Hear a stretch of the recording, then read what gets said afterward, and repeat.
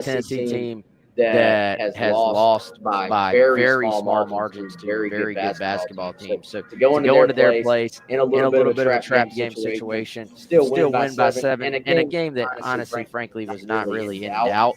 I think you feel pretty good about that if you're South Carolina. There's still things, of course, you're working through. Malaysia 9 minutes, still kind of trying to find that balance between the splash plays versus kind of playing within the scheme and playing within the rest of what they're trying to do. But overall, I mean, you got 3 points from Tessa Johnson, who I feel like has been really, really good lately going into last night, and still, again, won by 7 on another team's court in a hostile environment. And Tessa, I think, was, the thing that she can bring is if she's not scoring, which we know she can in different ways, shooting from the outside. She's a really good passer. She can give you defense, and that's the thing. I think especially down the stretch, she made some big defensive plays that kind of Tennessee's making a little bit of a run. You're right, Wes. I don't think it was really in doubt. She's like, there's no need to make this any closer than it has been getting. She was able to make a couple big defensive plays down the stretch too.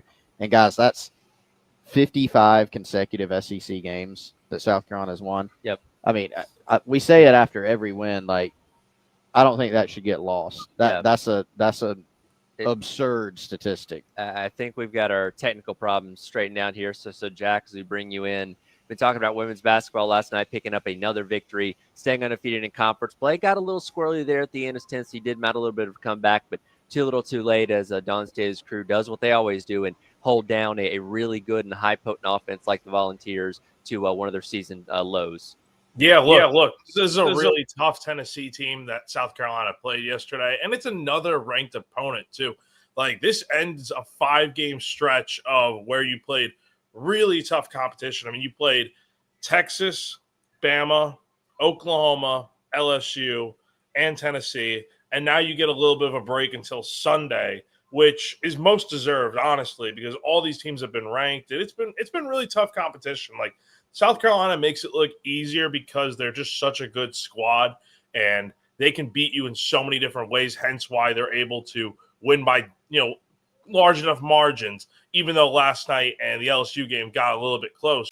But, man, hey, this team definitely deserves a little bit of a break, it would seem. I mean, they're playing their best basketball right now, and I keep saying it this entire year. That UCLA game just served them so well to where they're able to reset, figure out, okay, what went wrong in that game, and they've been on fire ever since. Well, in a game like last night where you still won and didn't, win in the prettiest fashion, and again, Tennessee did not a little bit of comeback there at the end, gives teachable moments, which we talked about, that UCLA loss gives Don State a lot of things to point to and say, hey, you're not invincible. You did this wrong, did that wrong. And even in a win last night, you have some things that you can point to and say, okay, we can be better. They do have a little bit of a reprieve before they get back in action coming up on Sundays. They'll have the next couple of days off before Auburn comes to town. That's going to be the day, by the way, that they're honoring Asia Wilson on Tutu Day and retiring her jersey as well. So we'll talk about that a little bit more as the week goes along. Men's basketball in action coming up tonight, though, as they get set to take on Georgia, looking for their first conference win. Tip-offs at 7. Pre-game coverage starting at 6:30. We'll dive into that coming up next. But real quick before we end segment number 1, it is 9 o'clock. That means we've got to kick things off, as always, with a little Sandstorm pick-me-up.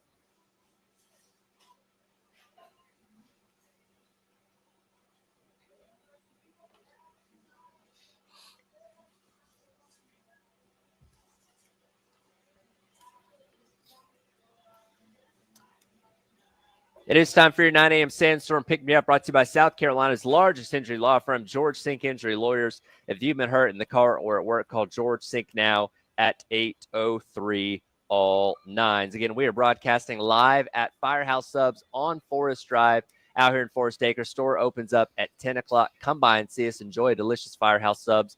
Our guy, Josh, is going to be bringing some tickets a little bit later on. They'll be able to give away as well as the morning goes along. It is the Extra Point and the Gamecock Central takeover at Firehouse Subs here on Forest Drive on your Tuesday on the game. Snipes all over the place. Okay. I don't know why I'm hearing myself. I'm hearing you twice too. Can you hear me, Dave?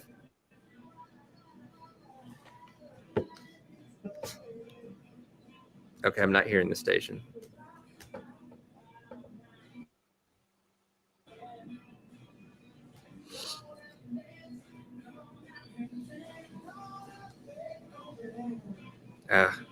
I don't know, but I can't hear anything.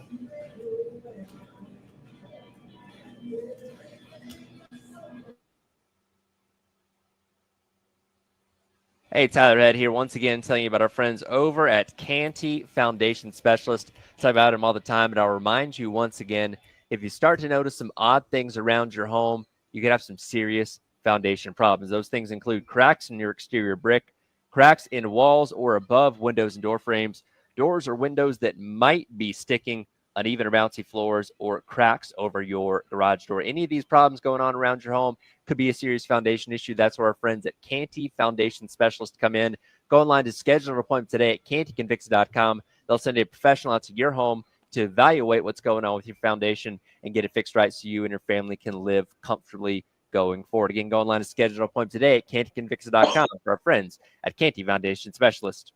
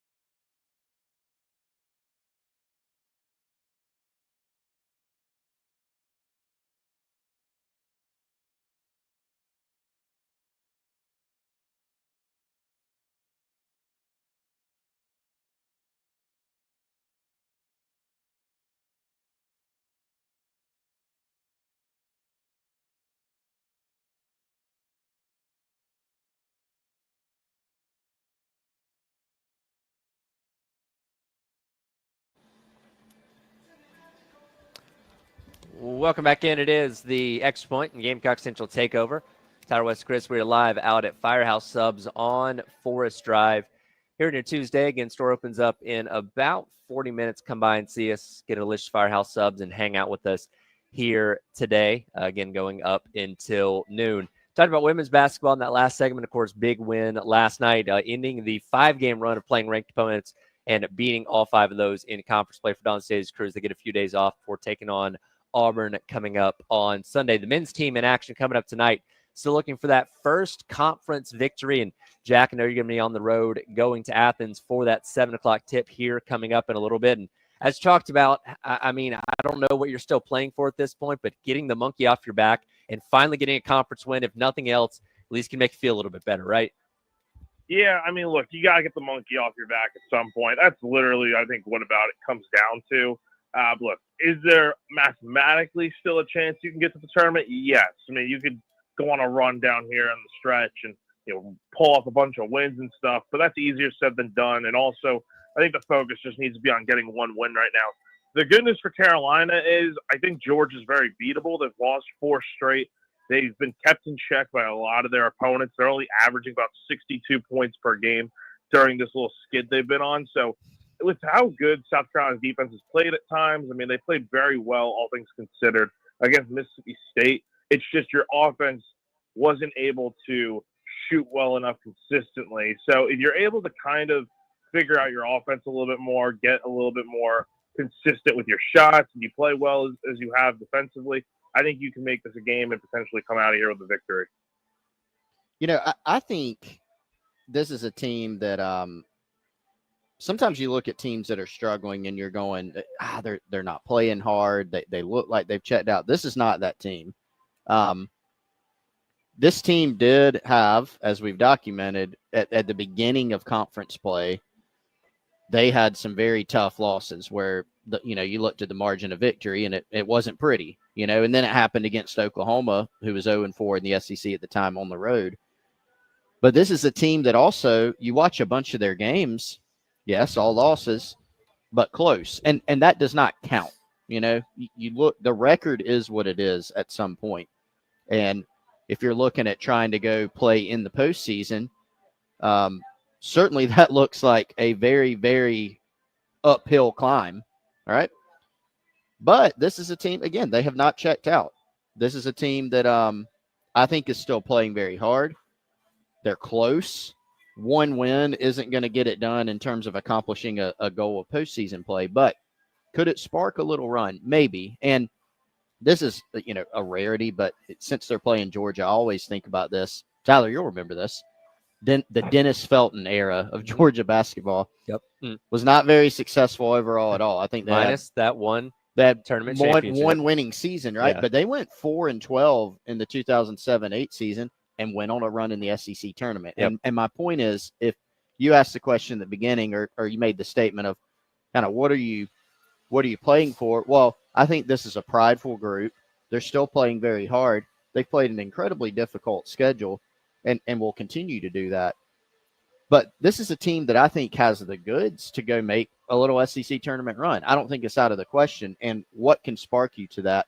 I think you need to go out and get some wins, starting with the next one that's coming up. Yeah, and even the Oklahoma game, which got out of hand, they were right there in that game too. I mean, more than anything, man, I feel bad for the kids because they obviously work hard, and I know eventually it's about wins and losses, but at the end of the day, they are competing, and they unfortunately have just found new ways to lose. And I went to the Mississippi State game, and that game was over for the entire game. Like the feeling was just that this is not Carolina's day, and they just hung around, and then you're like, all right, when they finally got it to overtime, you're like, they have to take advantage of this, and they had opportunities to do so. It just, I know how frustrating it's got to be for the fans, but that pales in comparison to how it must feel to be on that coaching staff or to be on the roster in terms of just the different ways to lose games. And there is talent on this team. If there was not talent, then they would just be getting blown out. So that probably makes it even more frustrating that those opportunities are there. It's just has not, for whatever reason. Mainly, if you're going to circle one thing, it's got to be still turnovers, I think. But for other reasons, it just has not worked out yet. And Jack, speaking of turnovers, like Wes mentioned there, this is a Georgia team that's pretty prone to themselves. Their last game out against Florida, 17 turnovers in that loss down there in Gainesville. So this could be a game where both teams, really struggled to keep a handle on the ball. And the one thing that really concerns me, because we talk about how well Carolina's played against some of these high-ranked opponents, and most recently Mississippi State on Saturday, all those games were at home. This is a road trip, and I know they did have a close game on the road against Vanderbilt a couple weeks ago that they came up short in, but man, winning on the road in the SEC is really hard. I don't care who you're going up against, and that is one of many reasons to be concerned for South Carolina tonight. Yeah, definitely. And, I think the trip they took to Georgia last year, even that game, if memory serves correct, that was a tough environment to go play in, honestly, because that was a close game that kind of came down to the wire. So I expect nothing different tonight whenever I head out there in a bit. But I think Georgia they're a very good home team, as we all know. Like, yes, they've struggled in SEC play, but then again, everyone is going through the same thing right now with how difficult this conference is. And at some point, I think it's going to come together for Carolina. It's just, like Chris was kind of mentioning, they've played really hard in these types of games, and it stinks that they continue to find new ways to lose. But eventually, if they can play well enough defensively, like I said, and they just get that great effort, something is going to give at some point. And I think eventually they will be able to get over the hump. I think this team is too good to continue to lose the way they have. Yeah, I mean, at some point, I think it's hard to envision this team going winless in conference, right?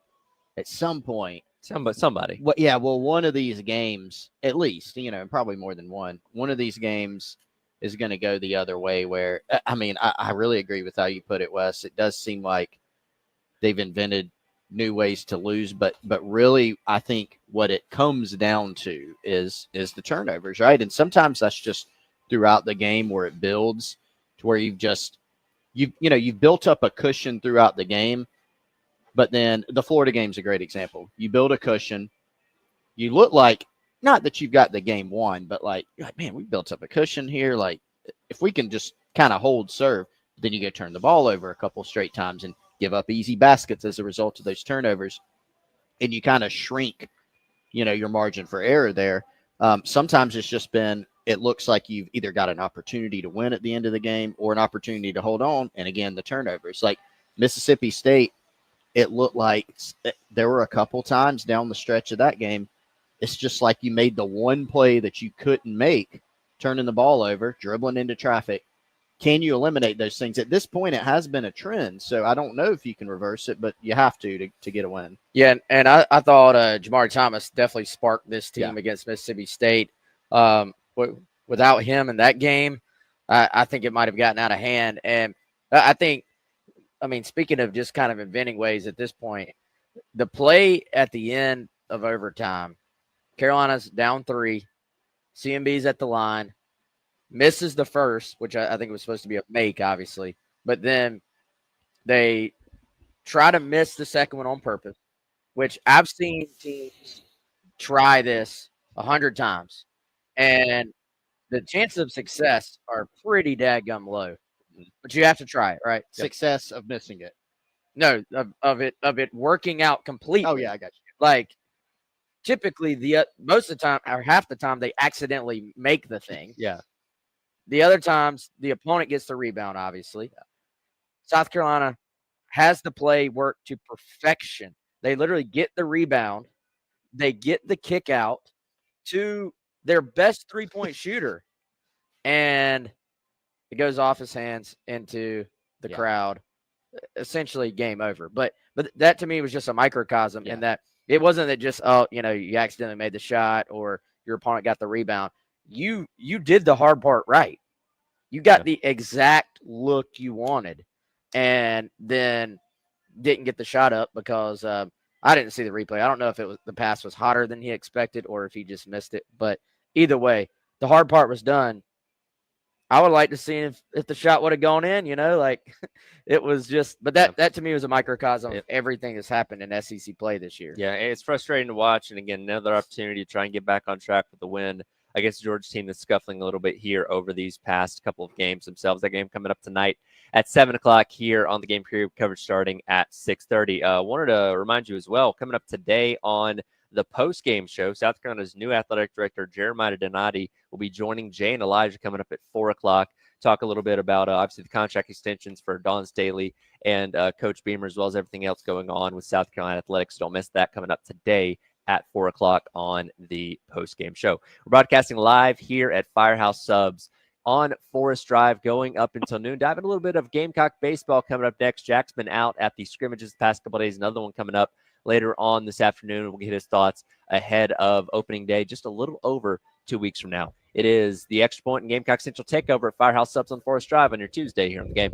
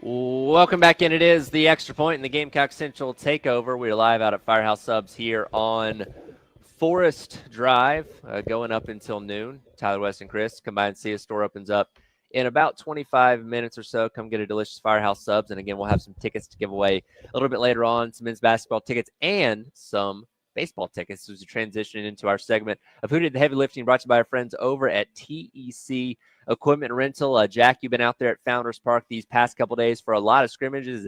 Sounds like Ethan Petrie picking up where he left off the end of last season. A lot of heavy lifting when it comes to taking the ball out of the park, as he seems to have not missed any steps when it comes to hitting home runs. Yeah, guys, look, it's usually the trend is that when the weather gets warmer, the ball starts flying out of the ballpark. And keep in mind, we're in January right now. The ball is not supposed to be carrying out the way it is. Heck, the wind hasn't even been blowing out. But Ethan Petrie, that guy just has immense power at the plate, and he's homered in 3 straight games to open up scrimmage play. He's been fantastic at the plate. He hit an absolute laser on Sunday. I think it was clocked at 115 miles an hour, which is, I mean, if you want to compare it to like an MLB player, for instance, a guy like Giancarlo Stanton probably is one of the only guys that hits at that type of speed. I don't know if I've seen a college player hit a baseball that hard before, scrimmage or not, but he's been on fire at the plate, and I think he's playing pretty good defense right now, too, at third base. So we'll see where he ends up this season. I personally think he'll end up at first base once KJ Scobie gets back to full strength, but Ethan has been a man on a mission so far. Jack, let's sort of keep it right there. Ethan playing third right now. It seems like, and the Scobie injury obviously maybe complicated this a little bit. It seems like there's still a lot of jockeying for, in some cases, playing time. In other cases, like we know Petrie's going to be right there in the middle of the order. It's just, all right, is he a first baseman this year, a third baseman, a right fielder? Some of that obviously is going to be dependent on what's going on with his teammates and their health. Can you update us a little bit just on what you've seen so far on a few of those position battles in terms of, maybe what spots seem locked up and which spots seem a little bit still up in the air? I know that's an open-ended question. No, yeah, for sure. I could definitely do that. So the positions that I'll start with Petrie right now. So right now he's at third base and Talmadge Lee Croy's at first place. And behind the plate, it's been a mix of Ryan Bakes, Max Coffer, a little bit of Gavin Braylon. Ultimately, what I think is going to end up happening is once KJ Scobie gets back from the twisted ankle injury he suffered a few days ago, he'll go slot at third base, and then you put Petrie at first, and then I think those are your corner infield spots. I think in the middle of the infield, Henry Kazmar is going to be your starting shortstop, and then Will Tippett, I would imagine, is your starting second baseman. I think once Nolan Naraki gets back from his knee injury, we'll see if maybe he ends up slotting at second base, because I feel like he was on the fast track to being the starter there. And then in the outfield, it feels like Nathan Hall is probably your center fielder. Right field, they've been playing some Evan Stone out there. It wouldn't shock me if he ends up being a guy out there, but he's got to have a good scrimmage session here to where he earns that spot. And then left field, I like Blake Jackson out there. And I think you end up seeing Kennedy Jones as your DH, but I think that's probably about, and catcher, it would probably, I don't know. Catcher's an interesting one. I think that's going to be one that probably comes down to the wire. I would like to see Ryan Bakes. He hit a homer the other day, and I think he's probably the best hitter of the group.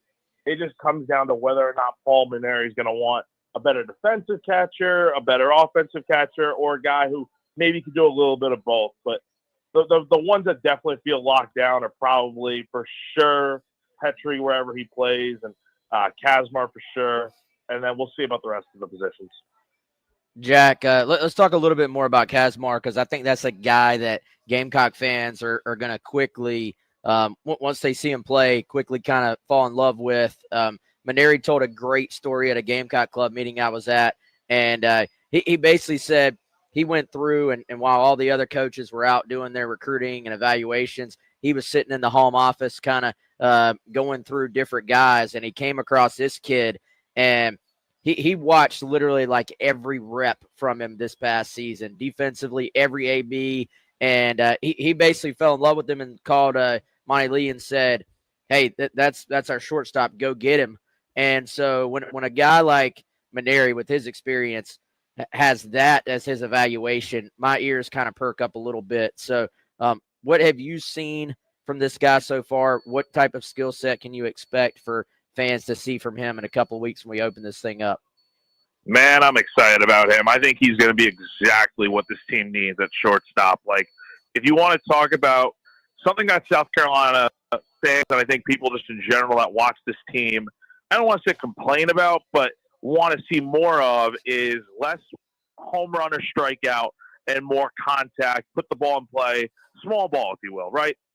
Henry's basically that guy that can provide that. He's a great contact bat. His bat to ball skills are very impressive. He's quick on the base paths.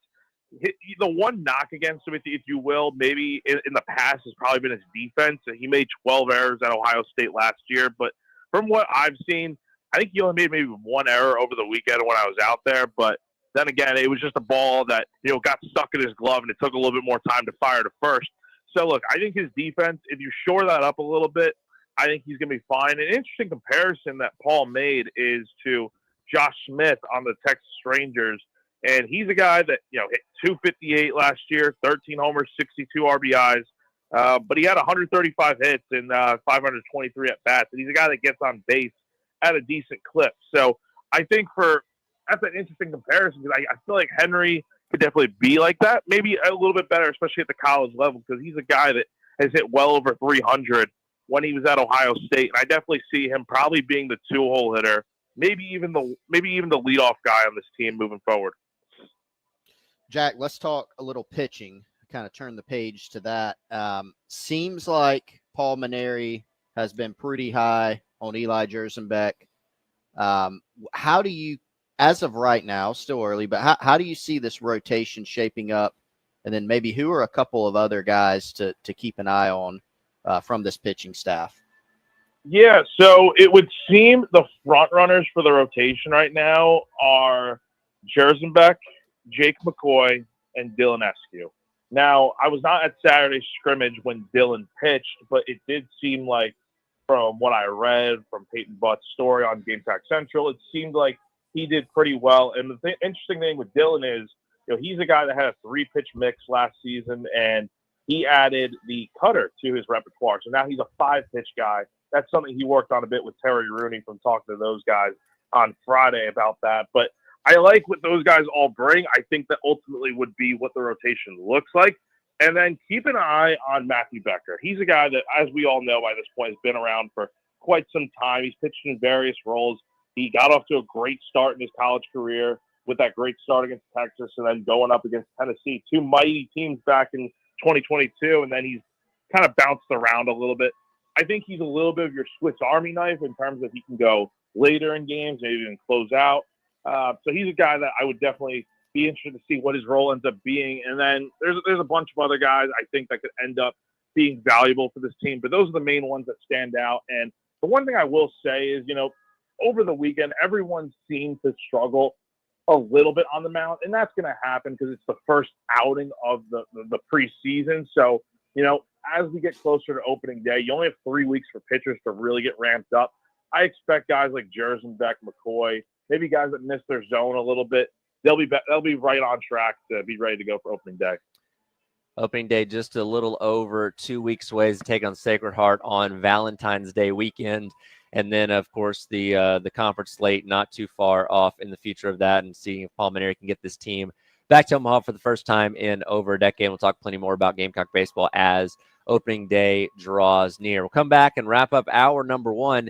It's important to make a good first impression. There's one NFL coach that did not do that yesterday in his introductory press conference. Let's hear what that is coming up next. We're live at Firehouse Subs on Forest Drive. Tyler West and Chris, Jack, for joining us on the Love Chevrolet phone lines going up until noon on your Tuesday here on The Game.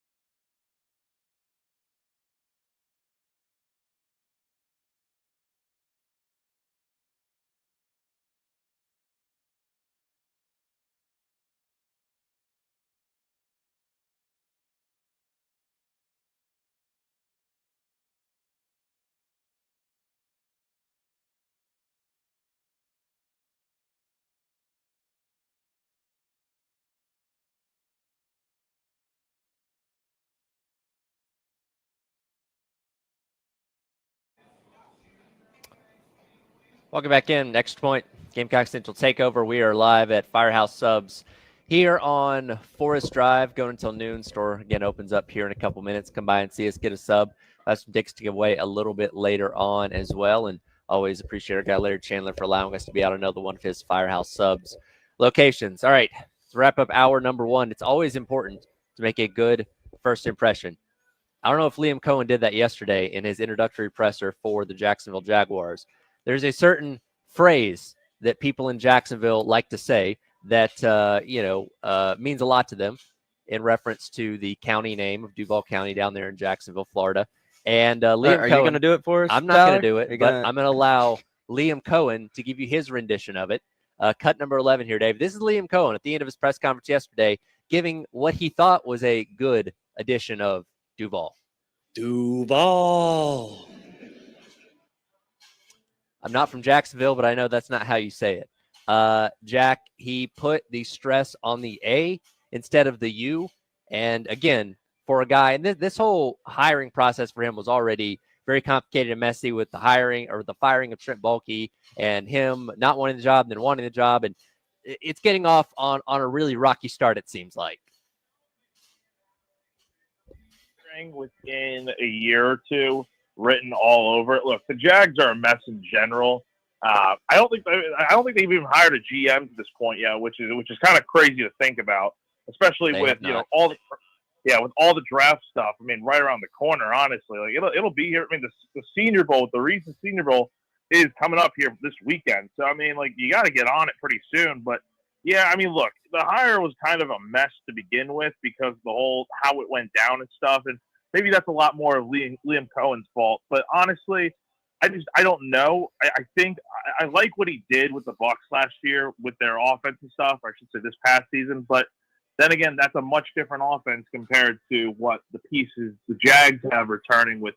What's Trevor Lawrence going to look like? What is what's Brian Thomas going to take in the next step of his development? What's the running game situation look like? And what's the defense going to look like also? So, look, the Jags have some pieces. I think you need to go out and get some more guys, obviously. But obviously it comes down to what the coach does too. And I'm not sure about this hire, but maybe we'll all be proven wrong.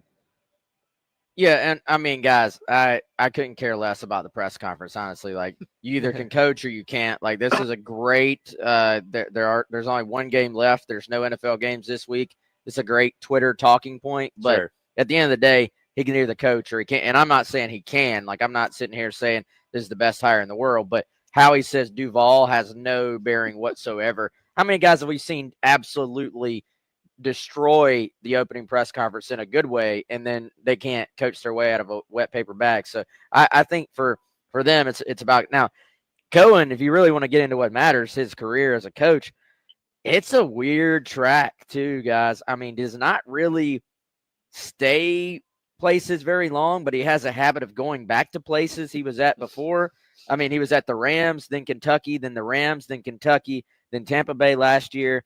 Then he was going to stay at Tampa Bay, then he was leaving, then he was staying, then he's leaving. So I hope he's more decisive with his play calling and his decisions than he is with his where he's going to live decisions. So I don't know. It's an interesting hire, but if you're an offensive mind these days, if you're a young offensive mind, you're eventually going to get a chance if you have some success on that side of the ball. That's just the trend. So we'll see. And ultimately, as we know, NFL, it is all about talent. So if you get to where we've watched these playoff teams be, where it's kind of down to, hey, these are the best teams in the country, then yes, coaching matters. But ultimately, to get to that point, you clearly have to have talent.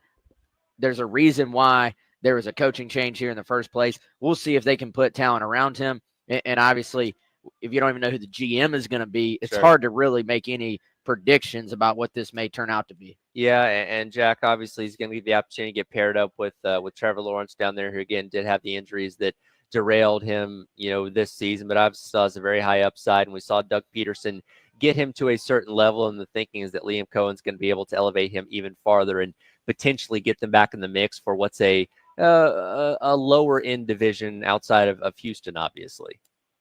Yeah, and look, I think with Trevor, the potential is always going to be there. I mean, look, he was such a talented player in college. Obviously, the year the Jags went to the playoffs, he ended up being, I mean, not amazing, but pretty good, honestly. And I think there's still a lot of potential because he's only 25 years old, guys. Like, he's, going to turn 26 next season, and we'll see. He's still got a lot of time left to go in his career. And I think you look at what Liam Cohen was able to do in one season with Baker Mayfield. And obviously, I know Baker, before Liam Cohen got there, was on the right track to getting to where he is now. But Baker had a very solid year in 2024, and I think you could see a lot of that done with Trevor Lawrence, who I think is a better quarterback than Baker in terms of upside and potential.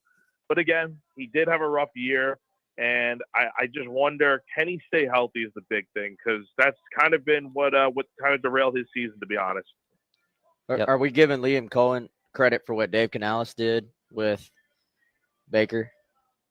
I mean, I think you got to give a little bit probably, right? But I mean, obviously Dave Canales was the initiator in kind of getting this whole thing started. It's just the Bucs had a great year. I mean, won the NFC South and stuff. So, I mean, I don't know if he deserves a lot of credit, but a little bit at least for what they did this year. Yep. Jack, be safe on the road out there to Athens, and hopefully this time tomorrow we're talking about the Gamecocks finally getting a win in conference play, as God knows they've needed it for a while now. Yeah, hope you guys have a great rest of your show, and always good talking with you. Again, we are broadcasting live here at the Firehouse Subs on Forest Drive in Forest Acres. Store's about to open up here in a couple minutes. Coming up next in the Gamecock Club Hour presented by Krantz Schooling and Heating, we have Chris's sit down with South Carolina defensive back DQ Smith coming up next, top the 10 o'clock hour. Again, going up until noon. Live at Firehouse Subs on Forest Drive here on The Game.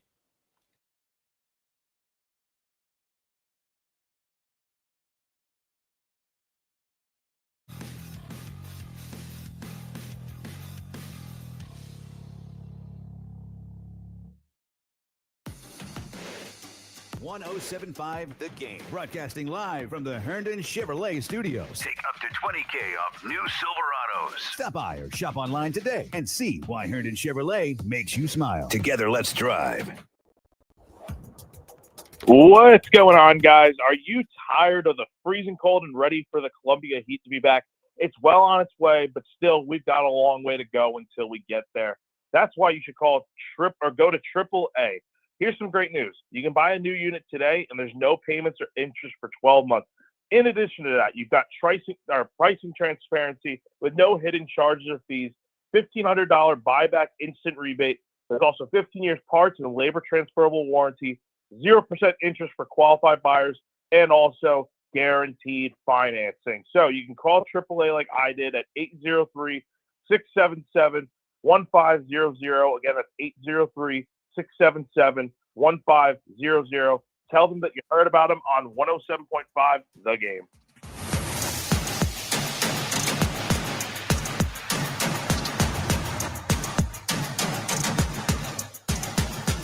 Hello, my friends. It's Elijah Campbell from 107.5 The Game, and I'm sure you've heard there's a pretty big football game coming up in a couple of weeks, and along with all the delicious chicken wings, pizza, and buffalo chicken dip that you'll enjoy to watch said big game, there's one thing you should add to your itinerary: Prize Picks, because they'll help you enjoy this game like never before. And I know I will be all in on the Prize Picks app to watch this big football game. This week will be one of 7 days of Picksmas once again, where Prize Picks is giving you a shot at $1 million, along with, of course, their normal daily rewards for just playing. Prize Picks is simple. Just pick more or less on at least two players and their stat projections from different teams, and you can win up to 100 times your cash. Sounds awesome, right? Just download the app today, and Prize Picks will give you $50 when you play your first $5 lineup. All you got to do is just use promo code 1075GAME, and of course, $50 for your first $5 lineup. Prize Picks. Run your game. TEC Equipment Rental is proud to be your certified local Takeuchi dealer in West Columbia, Orangeburg, and Somerville. Takeuchi has long been a world leader in the compact construction industry, and now with 0% financing available on all machines, let TEC Equipment Rental help you find the right machine for the job. Their full line of excavators, track and wheel loaders, as well as attachments, are designed for low maintenance and high productivity. Stop in today for a demo or visit online at tecrental.com. Lisa.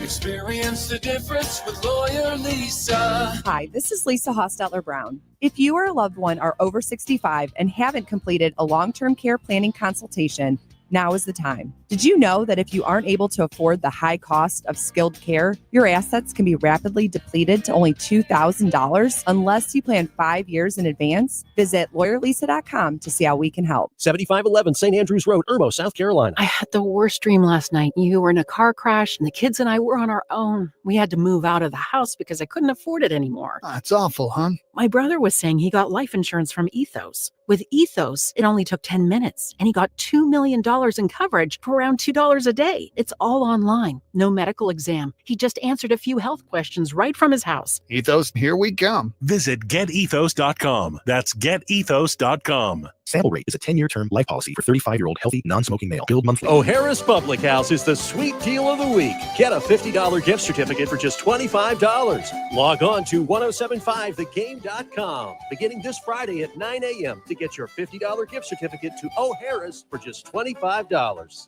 Strengthening the lives of children and families is a passion. Turn that passion into results as a child welfare case manager. Learn more at dss.sc.gov. This message is sponsored by the South Carolina Department of Social Services.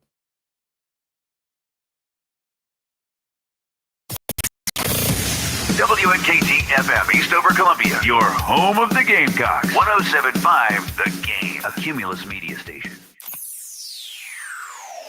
The Gamecock Club Hour with Gamecock Central. Presented by Krantz Cooling and Heating. Keep cool with Krantz, your cooling and heating specialists. Visit KrantzCooling.com today. On the Game Network. All right, welcome in. It is the Gamecock Club Hour here on the Game. Chris Clark. And joined by a special guest, it's DQ Smith from Gamecock Football.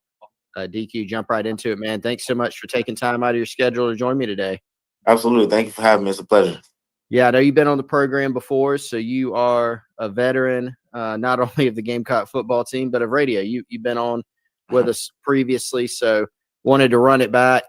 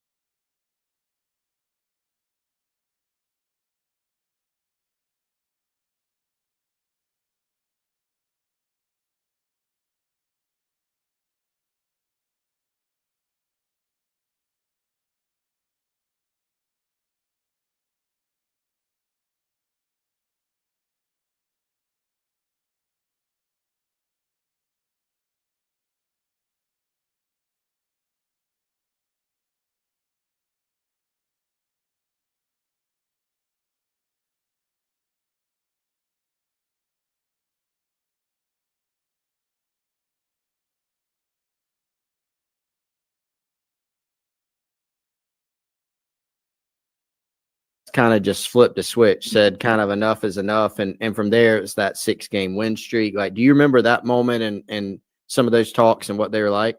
Yeah, it was immediately like right after we lost and we got in the locker room in Alabama Stadium. Like we all talked like because it was a little tipsy in there. Players didn't really agree with each other, so we never wanted to feel like that again. So just we all came together, talked, and before we was even on the plane, we already knew what the mindset was. Like we have to win out. Like we can't lose to nobody else, and we're gonna do that, and that's what we did. Well, and you came out. I mean, the very next game against Oklahoma was just crazy, right? Right from the beginning, the defense, I mean, really responded. Defensive scores immediately. Like that had to be pretty exciting to kind of like see that plan come to fruition, right, in that game immediately. Yeah, it was one of them games where it's like if we play together, everybody on the same page, we're really one of the best defenses in the country. So we really put that on film, and it showed. So I gotta let you brag on, and I want to get into your game and your development from high school to now, and then like next steps for you too, and we'll get into that. But that Oklahoma game did make me think of Nick Emanwari because he had some big plays in that one. First play of the game, pick, right? Had some huge plays in that game. What was it like playing with Nick, fellow, different high school, obviously, but fellow like Columbia Midlands guy? He's going to be off to the NFL, but tell me, how it's been playing with him these past few years. It was great, honestly. No, we came in with each other. We never knew each other coming out of high school until we got to college. Yeah, so we never knew each other. So just coming in, really didn't talk to each other like that first coming in. But when we first started getting on the field together, we started talking more. And once we started talking, the chemistry started locking in. So, just when we're on the field, we're just automatically locked in to what we're doing. Like we know the calls. So we was like the vets back there, even though it's the young guys. So, just playing with him, man, it's take us to another level. I'm sorry. Just we was forced to like step up in a big roles and a huge game. So, that helped us develop a lot. So, it was great playing with them. We both were smart and, we just played off each other's energy, honestly.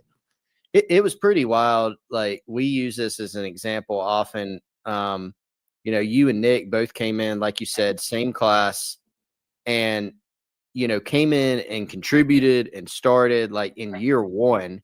And y'all also did it. You've probably seen DQ. It's really common now for guys to enroll early in January. Yeah. Like most of the class does that now as freshmen. And then you got the transfer class normally coming in January.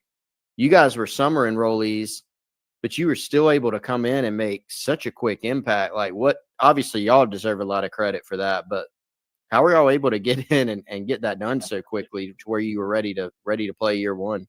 Honestly, I'm gonna say Coach Gray. By the time the last signing class, we were on film Zooms the whole year, like from the time we was in high school to summertime, like from January to May, like we were on Zooms, going over plays, getting reps mentally. So when we got there in the summer, we was just grinding. We just knew the calls. We just had to get on the field and relate it. So just going out there and just being a football player at the end of the day, just going out there, busting our tails, doing the right thing, just making plays, honestly, trusting the guys beside us, trusting the guys in front of us to make plays as well and get the ball out. We make plays. So, just having the guys around us and then Coach Gray in the secondary, Coach he has us prepared for everything, honestly. So you've grown obviously a lot since you've been here. I remember talking to your high school coach, Robin Bacon, when you were coming out of high school, and I fact check me if this is wrong, but you had not played DB since like what, 8th grade or something? Yes, that's true. Yeah.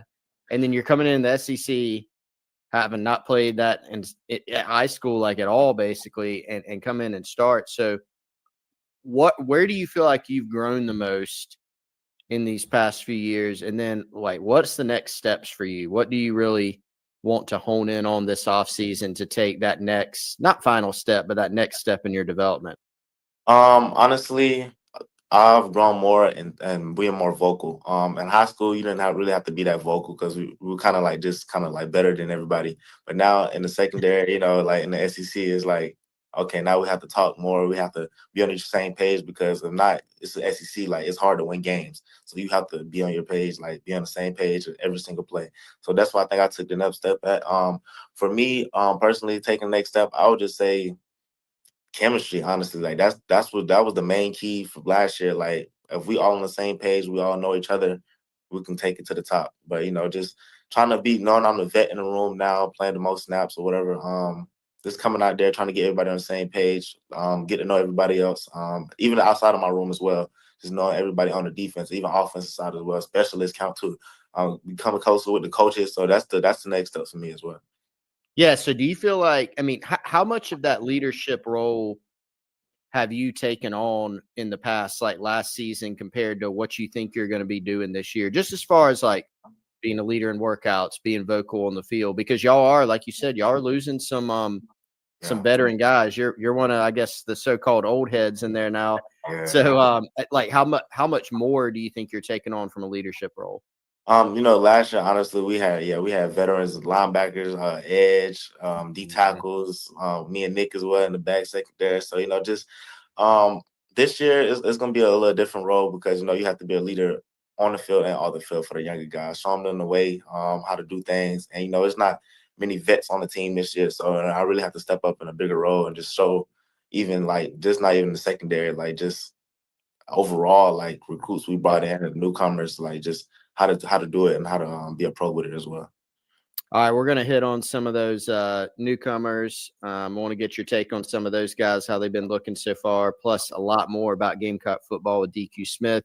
And take a quick timeout. Back on the other side, more with DQ Smith. You are listening to the Gamecock Club Hour presented by Krantz Cooling and Heating here on The Game. The Game Network in Columbia. 107.5 The Game. In Florence. 100.5 The Game. In Myrtle Beach. 100.3 The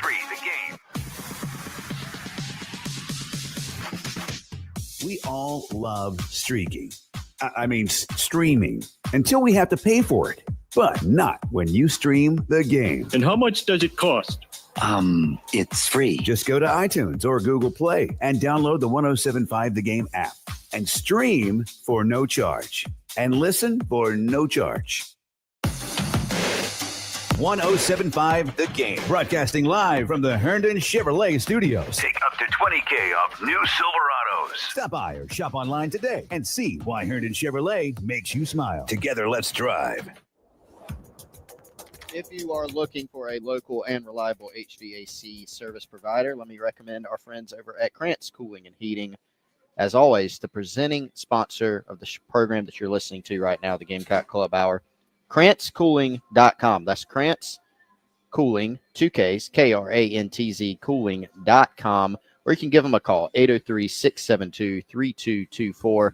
Love telling you about Krantz Cooling and Heating because they have been out to my home more than once, helping us install a mini split in our garage, solve a problem that was caused by another service provider that they were able to fix very quickly, very efficiently for us. And I've also trusted them to come out to my mom's home in Irmo to help her install not one, but two mini splits at her home. KrantzCooling.com or 803-672-3224. Since 1983, they have been providing great service to families and businesses right here in the Midlands. Krantz Cooling.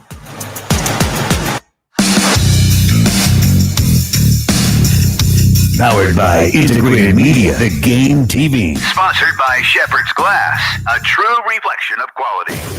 The Game TV. Sponsored by Shepherd's Glass. Save big with sweet deals. Get half off a one-night stay at the Hilton Garden Inn on Pickens Street, plus $60 voucher for restaurant, a $265 value. Log on to 1075thegame.com, click on sweet deals, and save. Twin Peaks is the best in the game. Here, your favorite drafts are poured at a frosty 29 degrees, and rare barrel-aged whiskeys are served just the way you want them. It's bigger game days and bolder fight nights. I mean, where else can you find a scratch kitchen that always comes in clutch every day from lunch to late night? Only at Twin Peaks, the #1 sports bar. Twin Peaks Scratch Kitchen scores every time. Dig into hand-smashed burgers, chef-inspired flatbreads, and more at your local lodge.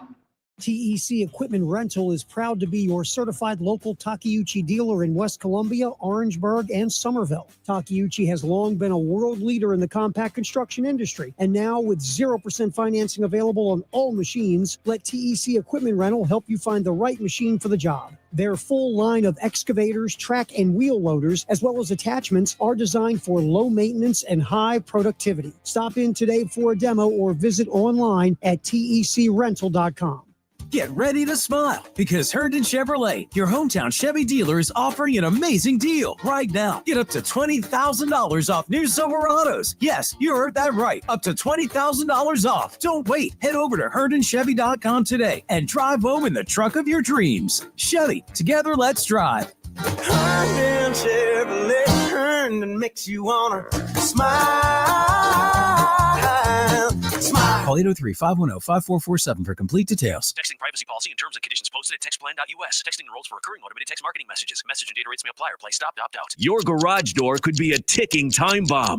Seriously, did you know 20 to 30,000 garage door accidents happen every year in the U.S.? How does that even happen? Well, your garage door has 20 or more working parts and opens and closes 1,500 times a year. That's a lot of wear and tear. Don't wait until something breaks and you get stuck. Text TECH to 323232 right now for your ProCheck multi-point inspection only from OGD Overhead Garage Door. With thousands of 5-star Google reviews, OGD is the garage door expert in Columbia. OGD is available 24/7 to help you with same-day service. So if your garage door is broken, stuck, slow, or squeaky, text OGD, the only name you need for your garage door. Text TECH to 323232 right now and get an exclusive link to special limited time savings. Text the word TECH to 323232 now. Text TECH to 323232.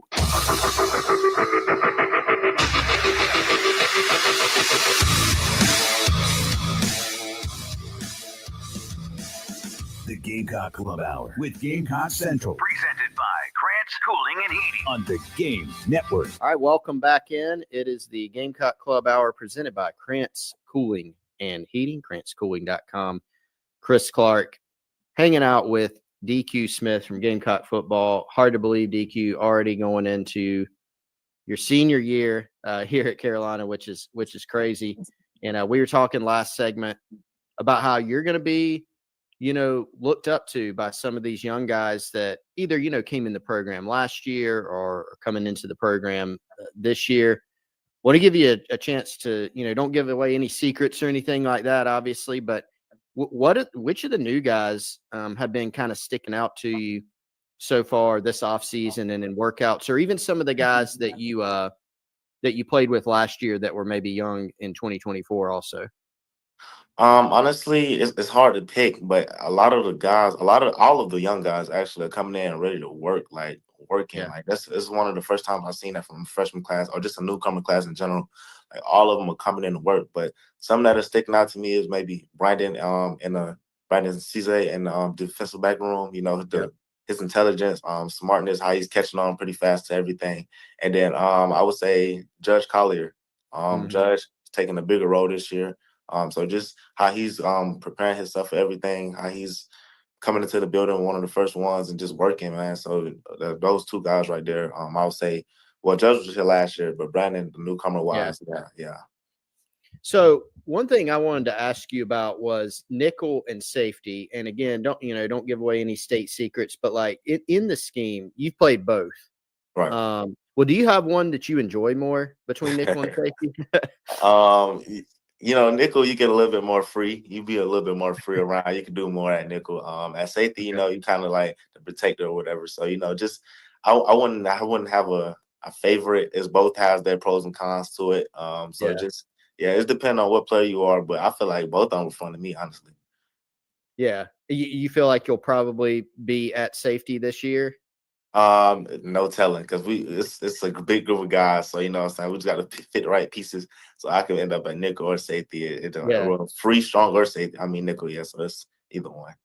Yeah, I mean Torian likes to seem to mix it up, and he likes to keep it secret on us too. I remember, he's always like, we'll just see what happens, So, but I mean, do you feel like that is an advantage to you? Thinking about the next level, just having the knowledge, like he does like to cross train guys and have them play multiple spots. Like, do you feel like that's an advantage to you? Absolutely. Just being able to play in different spots, man, that can take you a long way. Just knowing the position, knowing what to expect, knowing the route combinations he always tells us about. So, you know what I'm saying? If we do have to go to nickels like a slot corner. So just knowing what to expect. At safety, always read your line keys. That's the first thing, you know. Everything else take care of itself. So just having those experience from both of them is definitely next level. I mentioned earlier Jalen Kilgore, and you know, he's another guy that has played nickel, has played safety. He seemed to really settle into that nickel spot last year, and was talking to him about defending some of the guys that he's had to defend at the college level. You've been right there with him when you played nickel or safety, you know, going out and, hey, you got to go cover Luther Burden man-to-man, or, hey, you got to go cover Evan Stewart man-to-man. And how have you seen Jalen, another guy that came in ready to work, played as a freshman? How have you seen him grow? Just becoming a better leader, you know, honestly. Yeah, he's teaching some of the young guys as well. You know, he's a great guy, on the field and off the field. So just how he carries himself, how he comes in to work, in the weight room, on the field, no matter where it's at, you know, he's ready to work. So, you know, that's why I see him improve at most likely. One other guy, I mean, I could ask you about a bunch of other guys on the team, but I did want to make sure we asked this. You know, I don't know how much attention you pay to recruiting. Like, do you pay attention? Like, oh, okay, we're about to sign like these guys. Like, do you still pay some attention to that? Honestly, I look at it a little bit, but not a lot. Not a lot. So, did you know about Dylan Stewart before he came in? Yeah. Oh, yeah. I knew about Dylan Stewart. Yeah, I knew about him. Yeah, I know about him. Hard to not know about him. Yeah. When was the first time where you were like, okay, yeah, like this cat's pretty special potentially? Honestly, I would say it probably was in spring ball. Probably, I'm not sure. It was a practice. I'm not sure when it was, but it was one of the practice he was in, and the one-on-one reps. Like, we watched him as a team, like in team meeting, and he was just doing all kind of stuff, like making plays. Yeah. Then we go to team periods, and then he's still out there making plays, hitting. I mean, getting close to the quarterback, causing disruption. So I knew, yeah, off the rip, like he was gonna be a problem. Yeah, it was amazing. Like, some of the, I remember after the Old Dominion game, and I know that wasn't y'all's, probably wasn't the most fun tape to watch all the time for y'all, but his, like, some people are putting out some of his clips after that game, and you're going, that's a freshman doing that kind of stuff. It was just crazy stuff. But all right, let's go back. One of the there are a bunch of good memories from last year for sure. But we got to talk a little bit about the Clemson game. First of all, Lenoris's runs in that game. Like, did you see those live? Like, are you on the sideline? Are you huddled up talking with T? Like, what's going on at that time? Did you see those live? By the time we were done talking as a group, so, you know, we can go watch the game or whatever, cheering on our team. Yeah, I seen those live actually. The main one I saw, well, I saw the first one as well, when, like, the first drive when he broke one loose, but the main one I saw and I remember is the 3rd and 16, the touchdown that really put us up. So I seen that one live. I was kind of scared, you know. It was 3rd and 16. I didn't want to field goal. We wanted to score, obviously. So, you know, when he made that play, I'm like, yeah, like, he should be a Heisman. Like, he should be in the Panthers. Yeah, and that's him right there. That's him. Yeah, crazy play. So the next drive, and I think a clip came out of this, and then Coach Beamer talked about it afterwards too. He kind of huddled you guys up. Hey, this is why we all came back. And then he kind of, I mean, you could laugh about it because it worked out now, but like, y'all did kind of let him go down the field on you a little bit. Yeah. What were you thinking as the yards kind of piled up there? Oh man. Honestly, when they were going down the field, I knew they needed a field goal to tie it up, touchdown to score. So I was like, okay, they're going down the field. When they did get in field goal range, I know I'm one of the edge, like, to block the field goal. So I was like, there's no way I'm with this arrival. I'm gonna block this field goal. I'm gonna go block it. So that's what I'm thinking in my head. So I'm like, okay, like, as long as we don't let them score, we're good. Like, they didn't came all the way down here. We cannot let them score. So, you know, when we finally got the pick, yeah, that's when I was like, okay, yeah, it's over with. We did it. You know, we did it. Yeah. That a thrilling year for sure.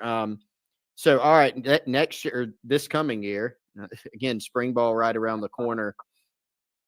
Let's talk, you know, just individual and team goals. And I know you and Coach Beamer, your teammates, like y'all do a great job. That's why you had so much success last year. I think one of the main reasons y'all have a very team oriented approach, but like, what's kind of the goals that y'all kind of talking right now about any goals that you want to accomplish, or is it just like head down working out? Right now it's kind of more like a head down working out thing. We chip in every now and then what we want to be this year, but right now we're just really just trying to settle in, get to know each other, and then we're going to talk about more of the goals, like probably around spring ball, honestly, before spring ball starts. Anything that you're really excited to get to do this coming year? Obviously, spring ball, but we talked earlier about some of the things that you wanted to hone in on, just like leadership, but anything that you're really excited to see as spring ball gets started in the next few weeks? Yeah, just seeing what type of team we're gonna have this year. It's we had a really good team last year.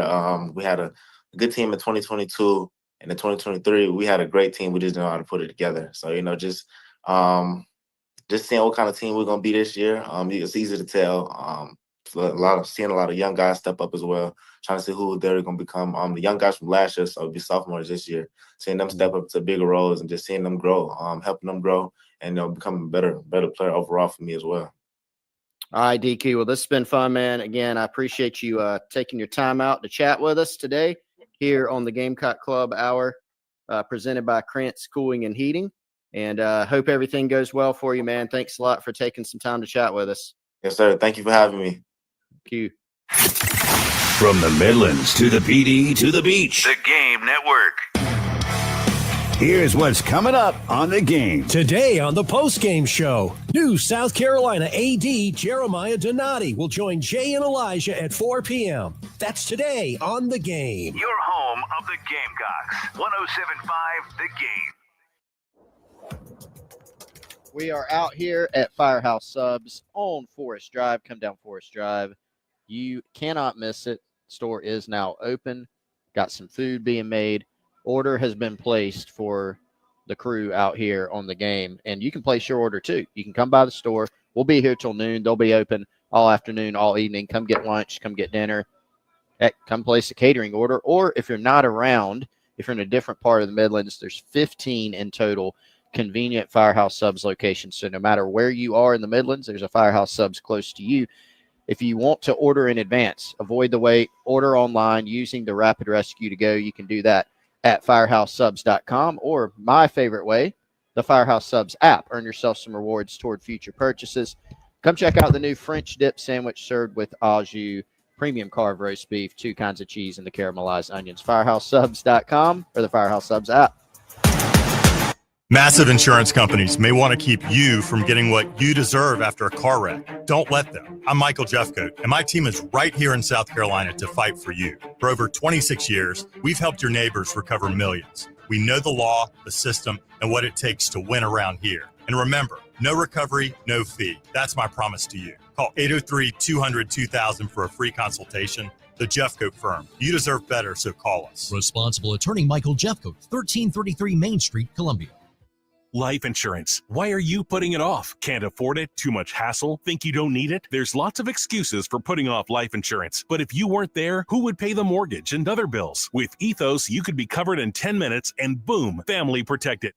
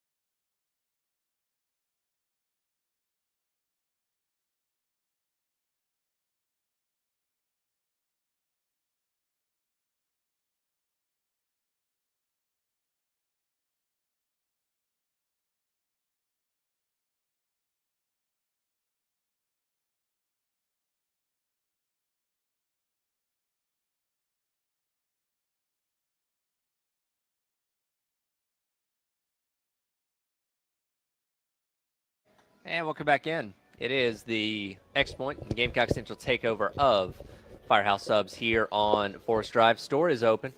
Cooking up some sandwiches. Smells great in here. Guy Josh has showed up, so we have some tickets to give away if you come by and ask him nicely for them. We do have to determine what thing people have to do today to get the tickets. We'll Apparently show up is what Josh said. Yeah, just show up. Yeah. No Show up and ask dancing, no nicely. singing.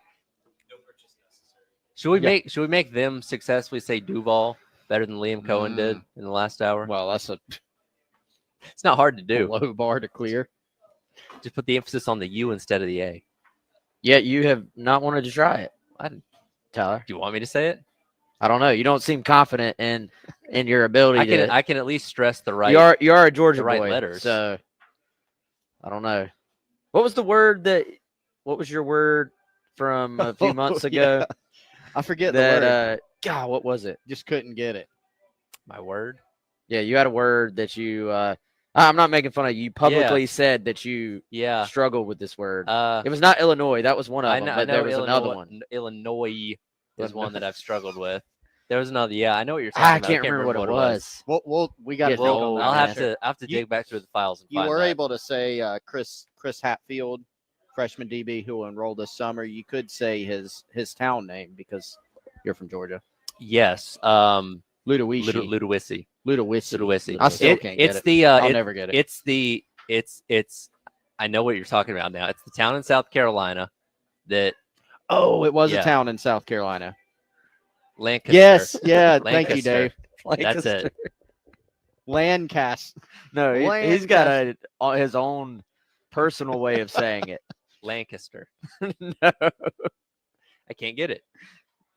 Lancaster. I'm just gonna give up. Okay. I'm not gonna get Sorry. it. Right. What are we talking about? Here? Anyways, I want to remind people because we got a busy week. We're gonna be out on Thursday and Friday once again at Pro Swing for their first annual Pro Swing Golf Classic, running January 30th through February the 1st. Again, we're gonna be out there on Thursday and Friday all day long, 6 a.m., 6 p.m. If you want to take part, it's $150 to register a two-person team. Booking is available 8 a.m. to 8 p.m. Food from Boneflitters Grill is included. You can win $1,000 for first place, $750 for second place, and $500 for third place. Plus, we're going to be drawing Gamecock baseball tickets for somebody just for registering. So if you want to take part and get Pro Swing, call 803-528-1617. Again, 803-528-1617. Be part of the annual Pro Swing Golf Classic. Of course, Chris, you just concluded your interview there with DQ Smith from the other day, and a lot of good insight from him there on this past season, looking ahead to next year. It's very interesting because we talk so much about everything that this defense is losing at all three levels. He's really one of the, if not the most experienced guys coming back to this entire defense next year. He's one of the old heads, as I told him, and kind of crazy to think he's already going into his senior year. But yeah, a guy who came in with him, Niki Minwori, same class. Both enrolled in the summer, both made big impacts as freshmen and have really started ever since. But Nick's off to the NFL, as are a bunch of guys, Kyle Kennard, D. Knight, O.D. Fortune, a bunch of them. And so that was one of the things that DQ talked about, mentioned it several times, and I got him to expand on it a little bit, is just, he felt like he improved last year, leadership, being vocal. But South Carolina's losing a lot of guys who were vocal guys or lead by example guys, or in some cases both, and guys that have played a lot of football. So we know there's going to be more youth on the defense next year. There's going to be guys that, even if they're not young, they're going to be stepping up into their biggest role yet, whether that's starting, playing time, just kind of being more of a role player as opposed to not doing that last season. And so DQ is someone that I think, frankly, they're going to be looking up to, whether it's just in workouts right now in the winter, which they're going through, spring, summer workouts, preseason. He's going to be one of those guys that's going to be counted on to be a leader. Will he be a captain to this team? I think that's possible. But Carolina loses a lot of guys that have just been so critical for them in the locker room and in workouts at being leaders. So his role, he's going to be a starter, obviously, on the defense. He can play multiple positions. We know his value there. But I think taking that next step for him, you can really look at the leadership piece and see that as something that has to take, I think, the next step. I'm still fascinated to see. This may be an evergreen conversation. Hopefully, we'll learn a little bit more. I'm sure we will in the spring. What the exact plan is for the secondary in terms of who will play where. You look at adding, a Brandon Cisse to the mix, somebody that can play corner or nickel. Obviously, we know Kilgore has played a ton of nickel the last 2 seasons. Played there, I believe, exclusively this past season. After the year before, it was sort of a little bit of a filling out process that they were trying to figure out who was going to be the nickel back. And so for Carolina, replacing Nicky Mawori, I think the guy on the roster with the most ability to do that is probably Jalen Kilgore. So do you potentially slide him back to safety? I think you take a hard look at that possibility.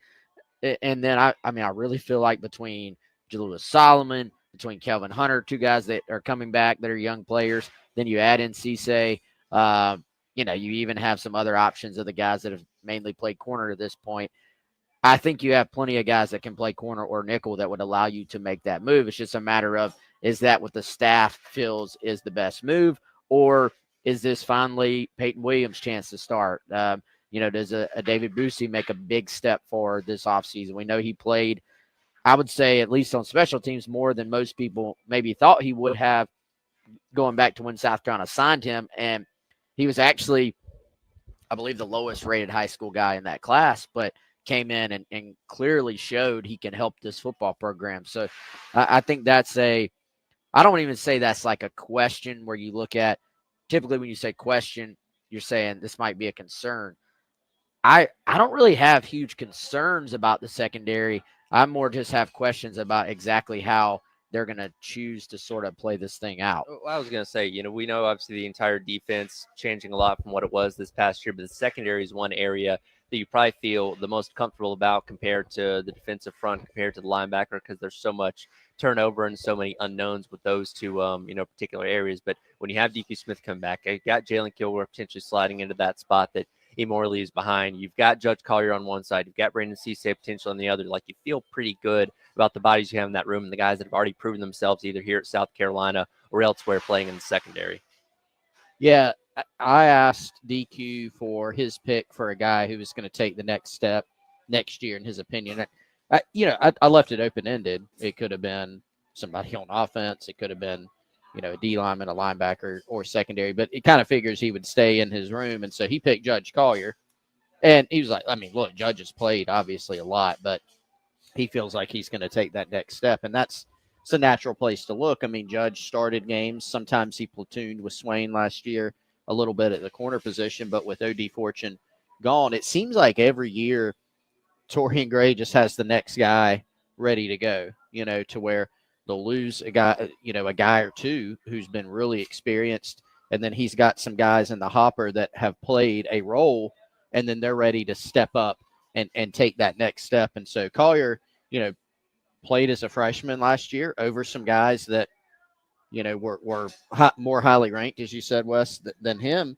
And then I think got better last year. And then in year 3 in 2025, I think probably a good pick, for someone to step up. He's just so long, good with the ball in the air. I think finishing on some of those plays is going to be the next step for him too. Yeah, 100%. And Collier is going to quietly be a guy we start to hear about as a draft guy. You talk about length, you talk about speed.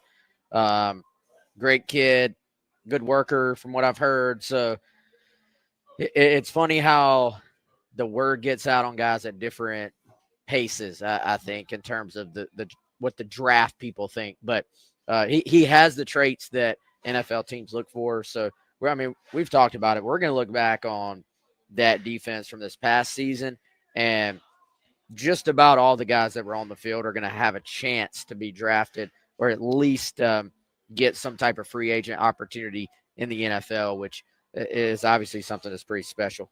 And, this past year when you had the pass rush with Kennard and with Stewart, that, of course, helps out secondary because that ball's coming out a whole lot quicker. Those guys don't have to stay in coverage. And, of course, you got Stewart coming back, but you don't necessarily know what presence you're going to have on that other side of the line of scrimmage. The pass rush may not be exactly what we had this past year, which again is going to put more stress on that secondary to stay in coverage longer, to stay on their assignments, those kind of things. But again, when you have so much experience coming back or guys transferring in like a Cisse, hopefully that ends up kind of balancing out as you kind of figure out what the rest of your defense is going to be. Yeah, I think a lot of times people forget about rush and cover and the fact that rush and cover are always going to be hand in hand.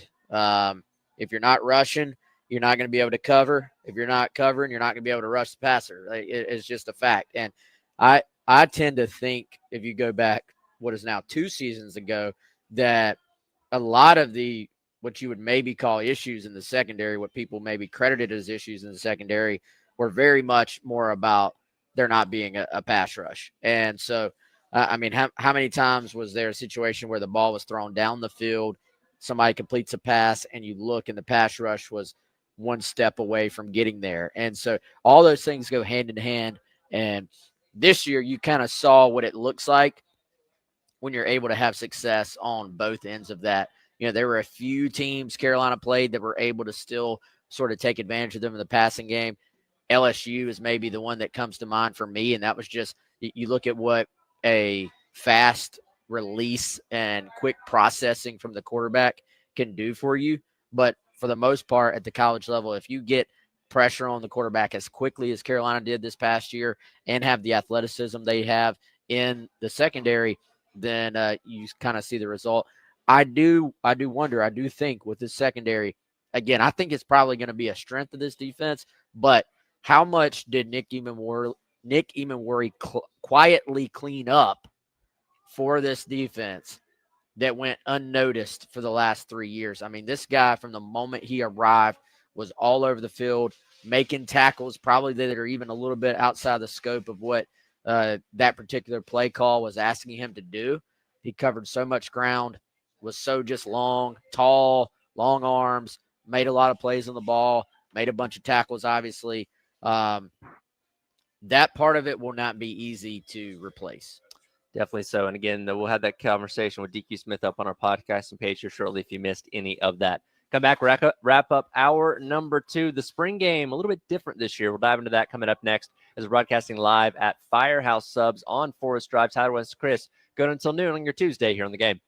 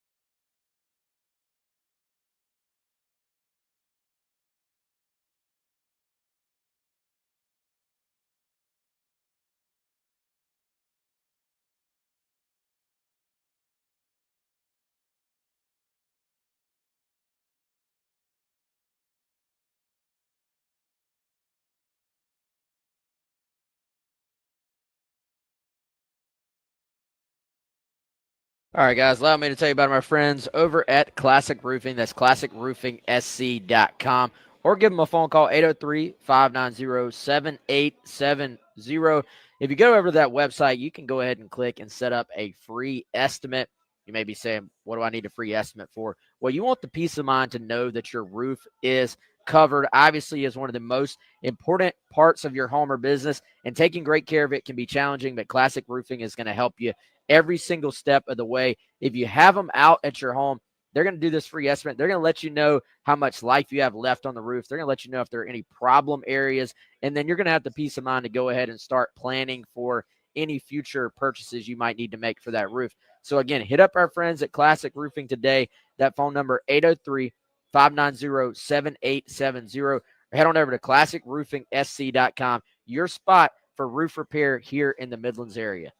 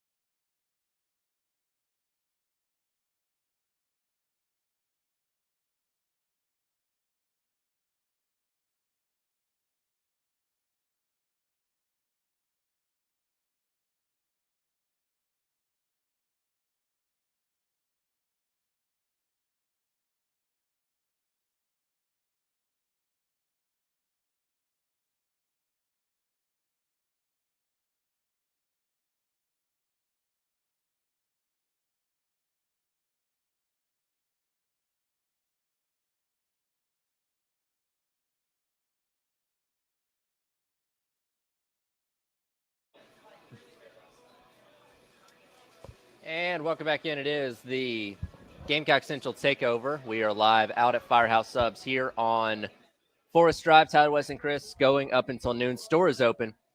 We're enjoying some delicious Firehouse Subs. I just had the French dip again. We had it last time. It's a limited time addition to the menu, and let me tell you, it is as phenomenal this time as it was last time. You got the caramelized onions on there, the French dip, the au jus that you dip it in. It's incredible. If you haven't tried it yet, highly recommend, as it is quickly ascending my power rankings of sandwiches here at Firehouse Subs. Some we didn't get to yesterday. Coach Beamer again talked on Saturday at the men's basketball game when introducing the new signees, new transfer portal guys. Mentioned something. The spring game is actually going to be on Friday, April the 18th this year. Past couple of years, it's been on Saturday night, moving it to Friday. And he said it's to get out of the way of the Heritage, for people that complain that, hey, it's on the same day as the Heritage, out at Hilton Head, and it's obviously Easter weekend as well. So getting it out of the way early. But is there any, in your opinion, advantage to maybe playing the spring game when not a lot of other schools are doing it on a Friday night, especially in the SEC? Potentially. And by the way, I asked DQ Smith about it. He said he thought it was really cool. Kind of reminded him of high school, right? Yep, Playing on Friday night. So it will be different. Wes and I were talking about it yesterday. I don't think South Carolina's played a spring game on a Friday night. So, typically they do pretty well at getting prospects in for a Saturday spring game. Sure.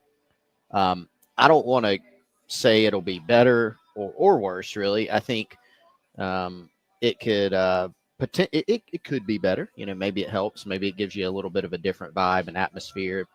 Maybe prospects don't have as many plans and they can come out, and like you said, Tyler, maybe playing it at a time where you're not competing. It can always be tough if you play your spring game the same day as Clemson and Georgia and a bunch of other schools. It is going to limit you. Prospects are going to be more spread out. But it also, I think one reason for it is you look at when the transfer portal opens, there's going to be a 10-day window for the spring transfer portal. And I think that one opens on the 16th. And so you're kind of, April 16th from April 25th. Kind of getting it out of the way. Yeah. So you're finishing up spring, and then you're going to have 8 days basically to kind of fully focus on the transfer portal, as opposed to, okay, you got 10 days of the portal and you're still completely locked in on spring practice and trying to juggle that. It can be difficult. We expect that South Carolina is going to have a couple, one or two, who knows, maybe more. We'll see. potential acquisitions from the portal. They've got a spot or two that they're going to target receiver, maybe defensive line, maybe offensive line, so maybe a few. But they're going to be targeting during the spring. And so if you're the staff, I think a lot of different reasons for it. If some people might think it's cool to do it on a Friday, maybe some won't. But you do it on a Friday. You got Easter weekend on obviously Easter Sunday. You got the Heritage Saturday and Sunday that you can let people do. Maybe it opens up some different avenues for you, not having as much competition on Saturday, but then also the portal carryover, or really the lack of portal carryover, that kind of helps you too. Yeah, and as we learned on Saturday as well, gonna potentially get to see Nick Harbor at that spring game. So he'll be foregoing the indoor track sessions in the spring and choosing to focus on football. He still may do outdoor track a little bit later on in the spring, but as we talked about yesterday, in terms of his development and not kind of killing the momentum he had at the end of last season, those last 5 to 6 games where really kind of came on at that wide receiver spot, really, really huge, especially if Carolina's not able to land a wide receiver in the transfer portal that is kind of that bona fide number one, that Harbor could, over the course of the offseason, kind of solidify that role himself. Yeah, and I think they have been very selective in the portal and who they've gone after at receiver. This is not a position where you've had to take the approach of you're going to take somebody just to take somebody. Like their numbers at wide receiver, are fine. I think their talent at wide receiver is good. It's just a matter of who's going to emerge. And if you did have kind of that no-brainer that was out there and it made complete sense, and most importantly, it was a fit as well, then you would have seen them already add a guy. They will continue. We know for a fact they're going to continue to look in the spring window and see what's out there, see how that plays out. But on top of Harbor, I am very intrigued to get a look at these young wide receivers, because that is one position where you absolutely can make an early impact if you are talented, which all these guys are, and if you work, which early indications are these are some guys that have come in and know what it takes, know what it is gonna take to make that early impact. So I think it remains one of those things where you look at that group and it's very hard to predict exactly who is going to be the one or two guys that emerge from it, because just statistically, you feel like it's not going to be all of them, right? And there's not enough room for all of them to just make an immediate impact. But also, just from a percentage standpoint, you feel like there's enough talent in that freshman class that a guy or two will step up and emerge. Then the question becomes, is that more, what does that look like? Is that more like, all right, they're going to play and have 30 catches? Are they going to have, a Mazio Bennett type year from this past season, for example? Or is that one of those guys steps up and by the end of the year has like an Alshon Jeffrey freshman year where they're just the clear number one, like they're the guy. Yep. I think that part is hard to predict. You don't want to put those expectations on somebody, but stranger things have happened. And the good thing about that group is there are all types of receivers in there. There's kind of outside receivers, there's slot receivers, there's speed guys, there's guys with size. So there's a ton of talent in this freshman class of wide receivers. Most of them are already on campus. I was going to ask, is it all of them that are going to be participating in spring practice that we'll get to see? All except Murph. All except Murph. Okay. And again, we talked so much last year about the development that Mike Ferry was able to do with these guys, particularly Nick Harbor, and getting him to where he was by the end of the season. So again, these guys all coming in with an opportunity and what's very much a wide open wide receiver room that maybe one or a couple of these guys could end up really standing out in the spring and play a big factor in the fall, much like Mazio Bennett did for his freshman year last year. Yeah, and by the way, guys, so we put on Gamecock Central yesterday, Demola Jitahoon, the offensive tackle that South Carolina flipped from Georgia Tech on National Signing Day, now on campus as well. So of the 26 sort of high school / JUCO signees for South Carolina, all but 5 will go through spring practice. And, that's obviously a massive number. So that's going to be an opportunity for all those guys to go ahead and get acclimated. And sometimes that doesn't even mean you're making a day one impact, but you are speeding up the process. You're not spending your summer learning how to get to Firehouse subs, for example. You can go ahead and get all that taken care of now. Right. And then you can focus a little bit more on football when that time comes. Definitely looking forward to spring practice and the spring game coming up here in a couple of months. I'll do it for hour number 2, where we'll jump back in the basketball conversation. Hour number 3. Also, What did Cole Kublik have to say about Dylan Stewart on his podcast the other day? Hit that coming up as well. It's the Firehouse Subs on Forest Drive. We're out here going until noon. Gamecock Central Takeover. Tyler West and Chris here on the game.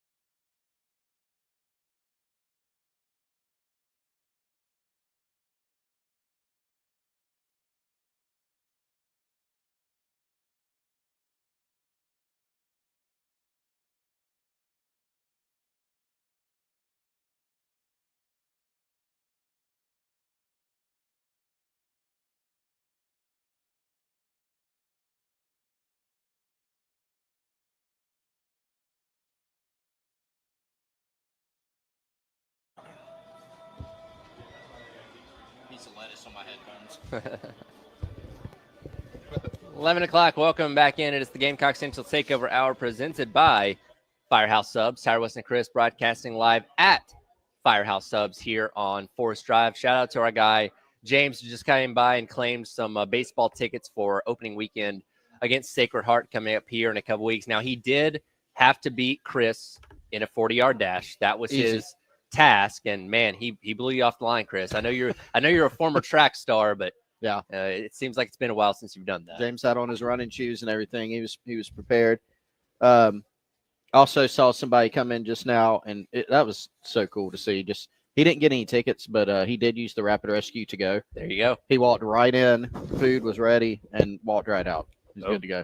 It's that easy. That easy. Firehouse Subs or the Firehouse Subs app, my favorite. Yeah. method. Well, speaking of things looking easy, South Carolina women's basketball can make it look easy even against some of the toughest opponents, picking up another win last night against a ranked team 70-63 against Tennessee out in Knoxville to wrap up what's been the toughest slate of the entire season. 5 straight ranked opponents, all victories in conference play. Let's get cut number 3 here, Dave. This is Dawn Staley last night after the game talking about surviving the onslaught of ranked opponents these past couple of weeks.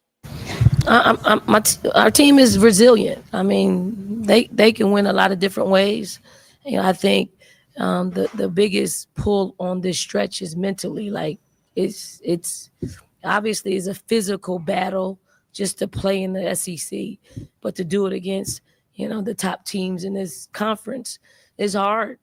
It's hard. It took a lot for us togetherness, and a lot of different styles of play. I thought tonight, actually, I would much rather have Tennessee at the end of this, because it's hard to recover after having to play this style of play and have to go back out and play another game. It happened at the right time where we got a little break where we'll decompress, but proud of our team for just managing it, like just taking one game at a time and winning and still being in a position of being undefeated in this league. It is not, for the faint at heart to be in this league and to be undefeated and haven't played the schedule that we've played. And she brings up a good point. That Tennessee team last night, they play fast, shoot a lot of 3-pointers. That can be tough, especially after the end stretch of games that you've played. And you saw some fatigue potentially set in for South Carolina, but they were able to hold on and secure that win. And, she talks about winning in different ways. And let's just look at this 5-game stretch. It started with Texas, who was number 5, and wrapped with number 18 Tennessee last night. You've had the dominant offensive performances against Oklahoma, a game in Alabama where you kind of ran away with it there late, and a game that kind of went back and forth for a while. And then you just had these grinded out defense performances as well against Texas, against LSU, and to a large part against Tennessee last night, where you've taken these high level explosive offenses and really grinded them down to play your type of game and turned it into a defensive squabble, which again, we know any Dawn Staley team is going to hang their hat on defense. So that variety and being able to win in multiple ways obviously bodes well when you get into the SEC tournament. We get in the NCAA tournament where you're going to be, once again, one of the favorites to win the entire thing. And again, where we're seeing this team play its best basketball right now in the thick of conference play. Yeah, and I think when you have so much depth and you have so many different, I would say, various skill sets on your team, it allows you to match up from week to week, from game to game, I should say. And regardless of what type of opponent you play, I feel like you have opportunities to go out and kind of in some ways beat them at their own game or take them out of their own game. I thought Carolina, for the most part, did a good job of breaking Tennessee's press, of remaining aggressive, of making them kind of pay for trying to press you. And, there was a time, especially fourth quarter, shots kind of stopped falling a little bit. But for the most part, I thought Carolina actually played a pretty good game, save maybe the final little bit there. And this is a Tennessee team that, like we said earlier, they have lost some really close games. Like, their record does not really show who they are as a team. And this is a Tennessee team that probably is going to give some teams fits, I think, down the stretch and certainly into the tournament as well. So this was actually, you look at it's a 7-point win. It wasn't a blowout. It wasn't a double-digit win like Carolina had been on the streak of double-digit wins. But I don't really worry about that. I don't think you should care about that. I thought this was a pretty good win and what was really set up to be a perfect trap game after the big win over LSU, a little bit of a weird scheduling sort of, I guess, situation there. And then the fact that they play such a unique style and they have these hockey style line shifts where they throw 5 new girls out there every time they change it up. Also, shout out to Coach Caldwell for coaching a game a week after having a baby.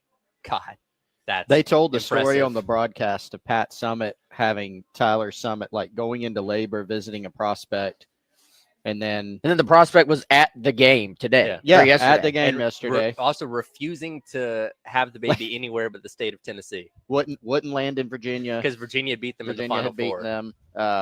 And then, man, the prospect didn't even sign with them. Went to Notre Dame initially, and then transferred way before the transfer portal. Right? Pat Summitt was like, "All right, seriously, I went into labor. I almost gave to birth see." in your living room. You better come play for me. Yeah, but hey, amazing stat. I was just looking this up because I wanted to. Stat of the day. I got a stat of the day. I was trying to find some stuff on Joyce Edwards, right? Because I feel like, and Dawn Staley's had high praise for Joyce as a freshman, said she's really feels like she's going to be one of the best or the best college basketball player in the women's game eventually. Kind of just said, hey, she's going to be the best player. And when Dawn says something like that, you go, oh, okay. No reason to say she doesn't know what she's talking about. Like, I believe her. And it's almost, to me, gotten lost just because of how good this team is, how deep this team is. What she's doing as a freshman, I mean, I think we had pretty high expectations, but it's still not common, and that there's so many things about this team that they talk about uncommon a lot on the team. And this is not typical for a freshman to be able to have the type of impact that she has had on this team or any other team. She's actually South Carolina's leading scorer right now at 12.4 points a game. But here's where the kind of amazing stat comes in. Looking through here, the Gamecocks do not have a points per game scorer that's in. Joyce Edwards is number 30 in the conference, right? So you look at that, and it just illustrates how spread out scoring is. You got so many people that can. Oh, they got 5 or 6 players in double figure. 11 different players scored, right? Like they can hurt you so many ways. Well, I'd be interested to know how many teams across the country's leading scorers coming off the bench. You know what I mean? Like typically that's something going to be in your starting 5. Oh, Carolina's top 2 leading scorers. Off the bench. That's right. Yeah. So again, that's unheard of. That just shows how deep you are, and we talk about it all the time. Carolina's second set of 5 could start for 95% of the other teams in the country. So they come at you in waves, and they never again 10 McDonald's All-Americans that Kim Mulkey was talking about is just one after another, and they can hurt you in so many ways. And that bench depth, even when you get off to a slower start like you did last night, when you get deeper into the game, you start bringing in the bench players. They can hurt you in the same ways. You would have more competitive game at Carolina's practice if they just scrimmaged 5-on-5 than what Carolina would face against 98% of the teams out there, which I do wonder. I mean, head to head, Carolina's bench 5 versus their starting 5. I mean, you'd give the bench 5 a fighting chance to win the thing, no? Probably be like probably. if you played 10 if you played 10 times thing, the bench is going to win at least a few of them. And another point on the depth, to go back to the stat book, Tahina Paopao leads the team in minutes. She's 47th in the conference in minutes, So, again, there's not just, okay, here's one player who they ride game after game. It can really be anybody at any time in any game. And Paopao, she plays 25 minutes a game on average, and in critical moments, maybe she's out there, maybe she's not. Like it just depends. And so that just goes back to that depth. And, Izzy Higginbottom's who leading the league in scoring at 23 points a game, but she rarely comes off the floor. She's almost 34 minutes a game. So just great depth, as we know, on this team, but that's continued to play out throughout the course of the year. Obviously, on the other side of things, men team looking to get their first victory in conference play coming up tonight, taking on Georgia. 7 o'clock tip pregame coverage starting here at 6:30 on the game. And for all the losses they've had, the heartbreaking close losses that they've had, this team has clearly not given up. I mean, you're down 14 to Mississippi State in the last 6-7 minutes of that game on Saturday. It's easy to roll over and just say, you know what, there's no hope here, and we're just going to go ahead and let the clock run out here. They managed to come back, tied the game up, forced it in overtime. Didn't play the best in overtime, but nevertheless, Coach Paris, give him credit for as rough as this season's been, has this team still believing that they are playing for something. And tonight seems like, with Georgia kind of being on the skid that they've been on, a chance to finally get over that hump and get at least one win in the column and conference play. Tyler, have you watched much of Georgia? I've watched a decent amount. Look, they started off really well. Not great non-conference. Started off the conference play really strong. Been struggling these past couple weeks. Good rebounding team. Asa Newell is a potential lottery pick himself. Good at grabbing rebounds. Good scorer. They got guys like Dakota LaFew and Kane, Blue Kane. LaFew was a South Carolina target. Yep. The portal. That can hurt you from the outside. They're not the most effective 3-point shooting team, but they can hurt you when those guys are on. In fact, I was looking at it. LaFew, when he scores in double figures, Georgia wins every single game, with the exception of one game they lost against Marquette. So keeping him contained is going to be a big deal coming up tonight. But I think Mike White has got the Georgia program in a better place than it's been in a very long time. Are they who they were at the beginning of conference play, or who they are right now, or somewhere in between? I think it's probably somewhere in between, because, again, like South Carolina, they faced some of the best teams these past couple weeks, particularly with Florida on Saturday. They just got their doors blown off again. So I think you wonder where the confidence level is at. I do think playing at home in Steg's going to help, because, again, any home field advantage you can get in college basketball is huge, especially this year in the SEC. So that can nurse through for Carolina, because their best games have been coming up at home. But again, this isn't a team that is nearly as good overall as some of the teams that Carolina's been able to go down to the wire with. Yeah, I feel like just the way the schedule, not even just the opponents, but for Carolina, if you, and this is 2020 vision, but if you were going to lose the game anyway, you'd almost rather them have played some of the super difficult teams away and then play a Georgia, play a Vandy, play an Oklahoma at home, because then those games become that much more winnable. It's hard, even against the middle of the pack SEC teams. It's hard to win on the road, and it's just different. It's not as much of a comfort level as you have at your place. And I think it's going to make it tough on Carolina today. Not that that's some deep analysis of the thing, but this team, though, is due. Like, they are going to get someone. Like, they're going to beat someone. It's just a matter of who is it going to be and what does it look like. And guys, they at some point, somebody with the game on the line has got to step up and say, "Give me the basketball. I'm going to go refuse to lose." Like, that was the thing. You go back to the Final Four year. So Darius Thornwell, when the game was on the line, it was get the ball to send. And he was going to find a way to put you in a position to win the game. I feel like, yes, the turnovers are an issue overall, but this team, it feels like it has become very mental in the fact that they obviously know they haven't won a conference game yet. They know the pressure that's on them to win a conference game. And so now when they've been in these opportunities, to me, they've just played passive. They've kind of played a little bit more not to lose as opposed to playing to win the game. And so who's going to step up and say, I'm willing to miss the shot, but I'm at least going to be the one to step up confidently and take the shot.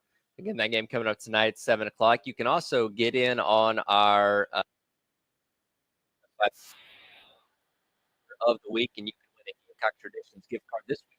It's Colin Murray Boyles over under 8.5 rebounds for Saturday's game against Texas A&M. Go online to 1075thegame.com and register to win the over-under contest for that Gamecock Traditions gift card. Cole Kubelik had some high praise for Dylan Stewart on his podcast the other day. We'll get to that coming up next as we're broadcasting live from Firehouse Subs on Forest Drive. It's Out with Chris going until noon here on the game.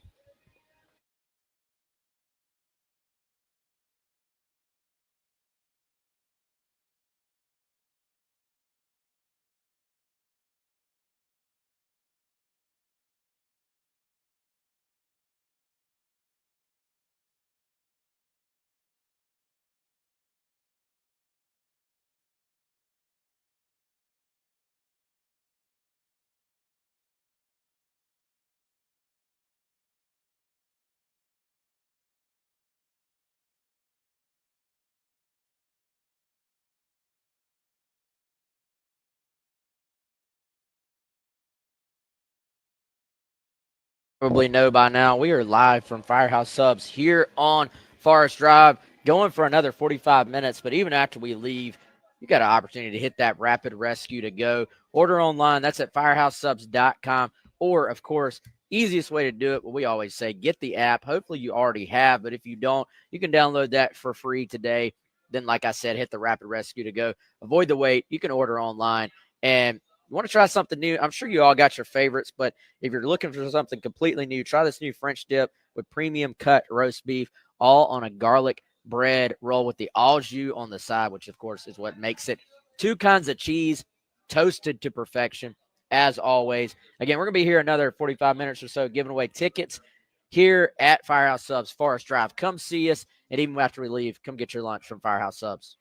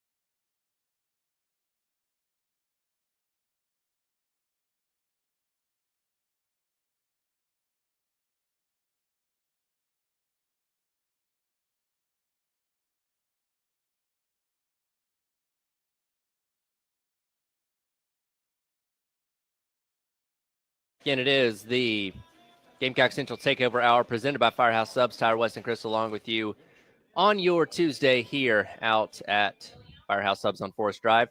It's time to flip the card over and check the stats, brought to you by our friends all over at Palmetto Cards in Lexington. Dylan Stewart, as a true freshman here at South Carolina, put up a very impressive first season. 23 total tackles, 17 solo, 6 assists, 1 pass deflection, of course, 6.5 sacks, and 3 forced fumbles as he really set the world on fire in year number 1 as a Gamecock, and rightfully so, will be thought of very highly going into his sophomore year. Dave, let's get cut number 12 here. Cole Kublik, Wes's guy, on his podcast the other day was going through his top 10 returning players for the 2025 season, slotted Dylan Stewart in at number 3. Here was his reasoning. He had Kyle Kennard opposite him. He also had 3 really good D tackles inside that he's not going to have next year. So we're going to find out. But again, you go to some of the traits that are not coachable and that you don't see with other players. A lot of freshmen can come in and maybe get a couple of sacks. A lot of freshmen can come in and maybe get some wins off the edge. It's how Dylan Stewart did it. The get off is as good as I've seen. The flexibility was as good, maybe better than any pass rusher I saw last year. And that's on any team. The ability to just bend and rip and get that face mask like 6 inches off the ground and then be right back up to go chase the quarterback down. The speed to chase down the quarterback in plays from the backside. Can he work on his hands and play in the run just a little bit? Sure. But I'll sacrifice some of that to put somebody that's going to wreck the game when he's on the field. And Dylan Stewart out of South Carolina is going to be able to do that. He is just overly dynamic at a position that, as we know, we've seen over time, that can go take over a game and ruin your game plan. He's going to force 2 blockers, whether that's a back, a tight end, some sort of a chip. You're going to have to move your pieces around. Your quarterback's going to have to be aware of him. Your offensive line's going to have to be aware of where he's lined up. He changes everything. He changes your protection plans. He changes the plays that you can run. He changes the amount of time you can spend in the pocket. So if that's all the case when this dude's on the field, he's absolutely going to be in my top 10 players returning for 2025. And again, very high praise from a guy in Cole Kublik who's played offensive line in the SEC at Auburn, very familiar with what goes on in the trenches. And of course, we saw Dylan Stewart up close and personal all last season and certainly lived up to the hype that, you know, the 5-star moniker was placed on him. And I want to go back to a year ago, going through spring practice, going through the spring game. And of course, anytime somebody comes in as highly touted as he is, you're going to expect them to make a big impact. But it was very clear right away from what I remember our conversations, you guys writing about, that this guy was definitely a different kind of cat. And we obviously saw that translate over into what happened in the fall. Yeah, I would dare say Carolina maybe downplayed Dylan a little bit this time last year and just sort of let him fly under the radar just a little bit. He kind of, that same thing Cole was talking about, the ability to wreck a game. He did some of that in spring, in practices. And, for guys like that, like it's obvious from day one that, they've got the ability. They can go do everything, as Cole detailed there, everything that's needed to be a successful pass rusher. And I give a lot of credit to Sterling Lucas, not just for the recruiting effort here, but when Dylan Stewart got to South Carolina about a year ago now, he didn't baby this guy. He didn't treat him like a 5-star, like, I can't coach you hard. I can't push you. He pushed him. He's developed him. I'm very interested and excited to see what another year of development for Dylan Stewart, another year in the strength and conditioning program, what that could look like. And then obviously very curious to see what Carolina ends up doing opposite him in order to try and keep some of those double teams that we know are going to be coming. Like, teams are going to, it's going to be different this year. Teams are going to go into their game plan. Every offensive coordinator on day one of install for the game plan that week, they're going to go over there. They're going to circle number 6, and they're going to say, this is the guy that we cannot let destroy this game plan for us. So what answers can Carolina have to move him around, or what answers can Carolina have in terms of other guys with Kyle Kennard no longer there, Tonka Hemingway, Boogie gone, TJ Sanders gone? What other guys can step up on this front 4 to keep the pressure off of 6? His first game, his first collegiate game was one of the best first games I've ever seen. And you're sitting there watching it live, right? And you can tell he's making some plays and making an impact. But I remember after the Old Dominion game, overall, not a bunch of teach tape in there for South Carolina. Like, it's so funny. You talk to all the players now, they're just like, oh, they're just rolling their eyes. They're like, that was terrible. They still won. But you remember all the individual, like all the NFL scout type guys and people who really paid close attention. Cole was one of them, I think, on Twitter, doing the cut-ups of Dylan Stewart's individual plays. And when you go back and watch them in kind of that all-22 format, you're like, oh, my God, like, look at this guy, And then follows it up with what he did against Kentucky. I mean, Kentucky couldn't block him with 3 people a lot of times. And he just carried that through. And I think at times, guys, you look out there and you're like, man, Dylan looks kind of banged up, and he's still out there making a huge impact. So I think if he can obviously stay healthy, that's kind of scary that he can get that much better. Like, he can get bigger, he can get stronger, he can improve. I think the thing that surprised me the most, maybe go beyond surprise to like shocked, just how advanced he looked technically. And I think you give Dylan a lot of credit. You give, like you said, Wes Sterling Lucas a lot of credit for that. But when you combined the size, speed, the explosion, the bend with that technical know-how that was way more advanced than I expected it to be, you got something. But then you think about how he's not complete as a player and still has a lot of growing and potential left. That's exciting to think about. Yeah, and again, it's not everything that shows up in the stat sheet. I went over his numbers there, at the top of the segment, but go back to the Clemson game when he's the one that kind of forced Kate Klubnik to throw that ball before he was ready and threw behind Phil Moffitt that led to the Demetrius Knight interception that ended up sealing that game. It's those kind of things that, again, don't show up in the stat sheet that have such a huge effect. And again, prevent your DBs from having to stay in coverage for too long and those kind of things. And again, we expect him to take an even bigger step forward this next year. We'll see what happens on the other side of the defensive line, see if there's a presence that can not obviously equal what Kennard did. That'd be great if they could, but somebody that can be a fair enough balance to where they potentially take away some attention from Stewart at times so he can, even if he is blowing through double and triple teams, have a little bit easier work on that other side. Yeah, they're going to have to do that. I think right now, Brian Thomas Jr. is probably your favorite. It's a guy that's played a lot. It's a guy who took a step, not a step back necessarily in terms of his play, but just a step back in terms of being able to start because of Kyle Kennard coming in this past year. And, Carolina really started the year last season with what you would say were co-starters and all the oars on the depth chart. But as the year progressed, it quickly became apparent, all right, if a game is on the line, if Carolina needs a big play, if it's third down, Kyle Kennard, Dylan Stewart are the two that they're going to have on the field in those situations. So what does that look like this season? Do they continue to be a little bit potentially resourceful in the transfer portal during the spring window? If somebody pops up, they kick the tires a little bit on Damon Wilson, the Georgia kind of edge guy, and considered making a move there. Didn't really ultimately kind of dive in there. So I think that'll be something to keep an eye on. But then the other thing, these young guys, there's a lot of young talent at that edge position. You got Dezumi Ozulu. Could he step up and be ready to be a guy over there? You've got some young guys that are freshmen that are coming in. You got Jalen Brown coming in as a transfer from Missouri as well. So there are some options. JT Gear is back. There are options at that position. It's just a matter of who can take a big step forward. Again, defense can be one of the big stories of the offseason. Spring practice coming up here in a couple months. We'll see who progresses on the other side of that defensive end spot from Dylan Stewart. Reminder, later on today on the post-game show, new athletic director Jeremiah Donati going to be joining Jay and Elijah coming up at 4 o'clock, talk about everything going on in Gamecock Athletics and, of course, the 2 recent contract extensions for Don Staley and Coach Beamer. Broadcasting live at Firehouse Subs here on Forest Drive. Dive into the recruiting weekend from this past Saturday and Sunday. A lot of junior visitors in town. Go Weston Chris's thoughts on that and what went down with those guys here in Columbia. Coming up next, Gamecock Central Takeover Hour presented by Firehouse Subs here on the game.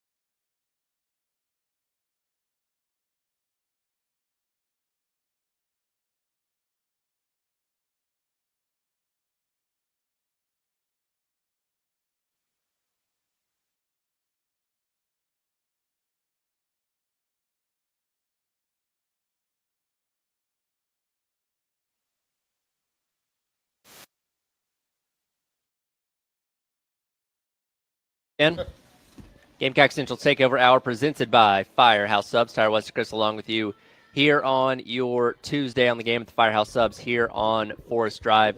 Again, going up until noon. A few more minutes hanging out here, enjoying some delicious subs, giving away some tickets. Always a great time. And again, it's always appreciate Larry Chandler for allowing us to be out here once again. I didn't get a chance to get into this yesterday, but we previewed it on Friday. Big weekend for recruiting. A lot of juniors, 2026 and 2027 guys on campus on Saturday and Sunday. And you guys have been putting your breakdowns on Gamecock Central over the past day or so on how some of these visits went. And a lot of high-level guys paying their visits to Columbia over the weekend. Yeah, for sure. This was the first major recruiting event of the new year for South Carolina, and a big opportunity to get guys on campus and start to lay the foundation, Chris. I think for us, 2026, now on the clock, now time to sort of talk in earnest about these guys. And I would say, just generally speaking, before we dive into a couple of specifics, they've already started to sort of make some headway, you would say, with some of these top targets. My thing is always at this point, all right, now you've laid the foundation, then it starts to become from an individual basis. When do these guys want to make a decision?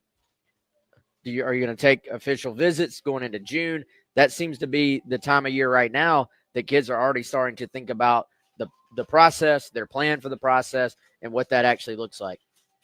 Yeah, it really was a mix of guys that South Carolina has been down the road with for a really long time.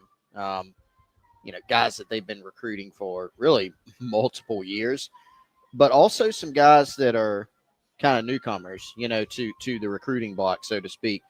Guys that maybe it was their first visit, maybe it was their second visit, a little bit earlier in the relationship. But I think it was an important, type of visit with this junior day to kind of set the foundation there. It's just a little bit more, it's in depth, but laid back, if that makes sense. You're getting a lot of FaceTime with coaches. It's different than a game, but game visit, you're coming on campus, you're talking a little bit to the coaches, you're shaking hands, you're hanging out, you're watching the game, but the coaches are down on the field coaching in the game. Not as in-depth as an official visit because you're not on campus for most of the time for 48 hours. It's not a camp because you're not working out with the coaches. You're not watching guys work out. It's not a practice visit.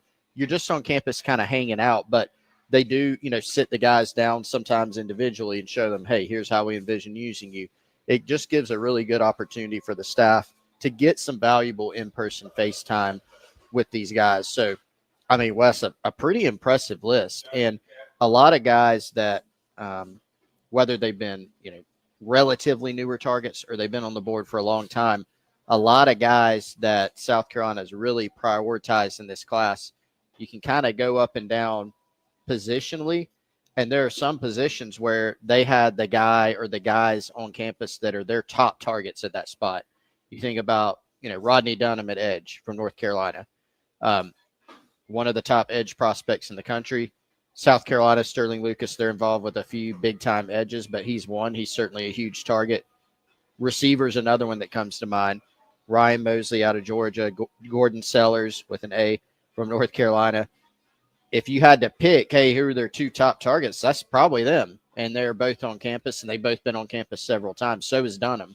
Carson Baker out of Georgia, another one, seems like a top target for Marquell Blackwell at running back. So they're able to get a bunch of those guys on campus, and I think they were able to help themselves a lot with many of them. Yeah, Dunham is a guy in terms of you start talking about every year, Sterling Lucas has an edge guy or two that are what you would call kind of in that elite category that he prioritizes early on, he builds a relationship with, he gets them on campus early and often, and Dunham's been on campus a ton so far. If you look at those visit lists throughout the actual season this past year, you'd see Dunham on a bunch of those lists. And so to go ahead and get him on campus a bunch of times and start to build that relationship, get yourself in the top group with him.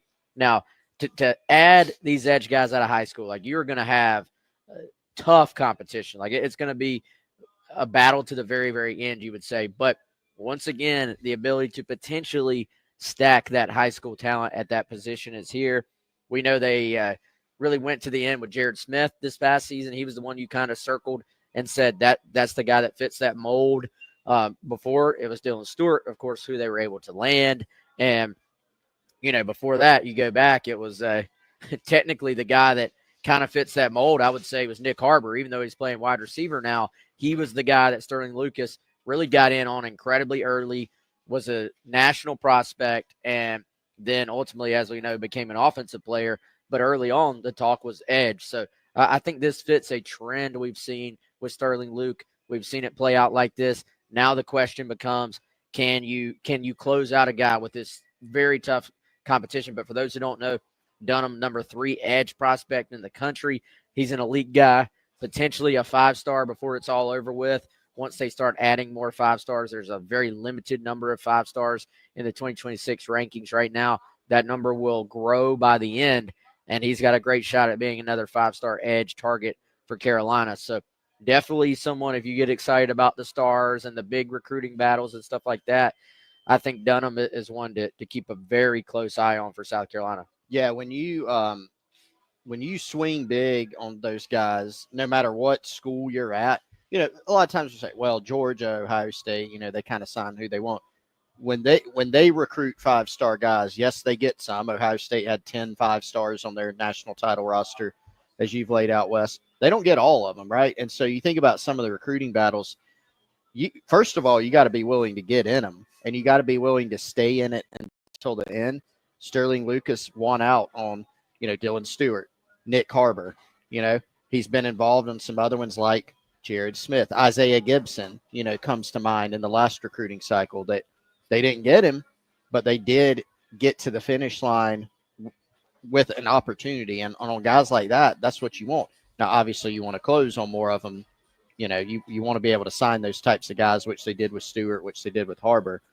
But when you're looking at, okay, who do they have an opportunity to get to the finish line with? It seems like Dunham's one of those guys that they're going to be probably in it until the end with. When you kind of follow the visits, Wes, he's someone that has been to campus at South Carolina probably as close to or more times than anywhere else on his list. Kind of interesting, too, the state of North Carolina. We know that Carolina wanted to have a bigger emphasis on that state. They were able to do that to an extent this past season. Now you look, you've got, and I'm sure there's others, but even just right there on the defensive line, on the defensive front, you, of course, have Dunham. Then you got another guy, Aiden Harris, who right now is currently the number 1 interior defensive line prospect in the country, according to On3 industry ranking. 4-star guy right now, but once again would be right there on the cusp of being a 5-star guy. Both targets for Carolina, both from North Carolina, both the same shade of green if you watch their highlights, and both were on campus on Saturday. And so, we'll see if South Carolina can continue to have that staying power there with Aiden Harris, but another just kind of top-level elite prospect who was here, and someone that one, Chris, was a little bit more quiet in terms of the build-up. Wasn't necessarily a known visit before it happened, but anytime you get a guy, much like Carson Baker, the 4-star running back, that was a late addition to the visit list. From what I understand, he, kind of just wanted to come up and check things out. And so that's there were some high-level guys on this thing, I would say, combined with some players who I think will probably have some pretty nice rankings before it's over with. We'll come back and wrap things up here at Firehouse Subs, on Forest Drive. Been hanging out here all morning long, going up until noon. Tyler, West, and Chris here on the game.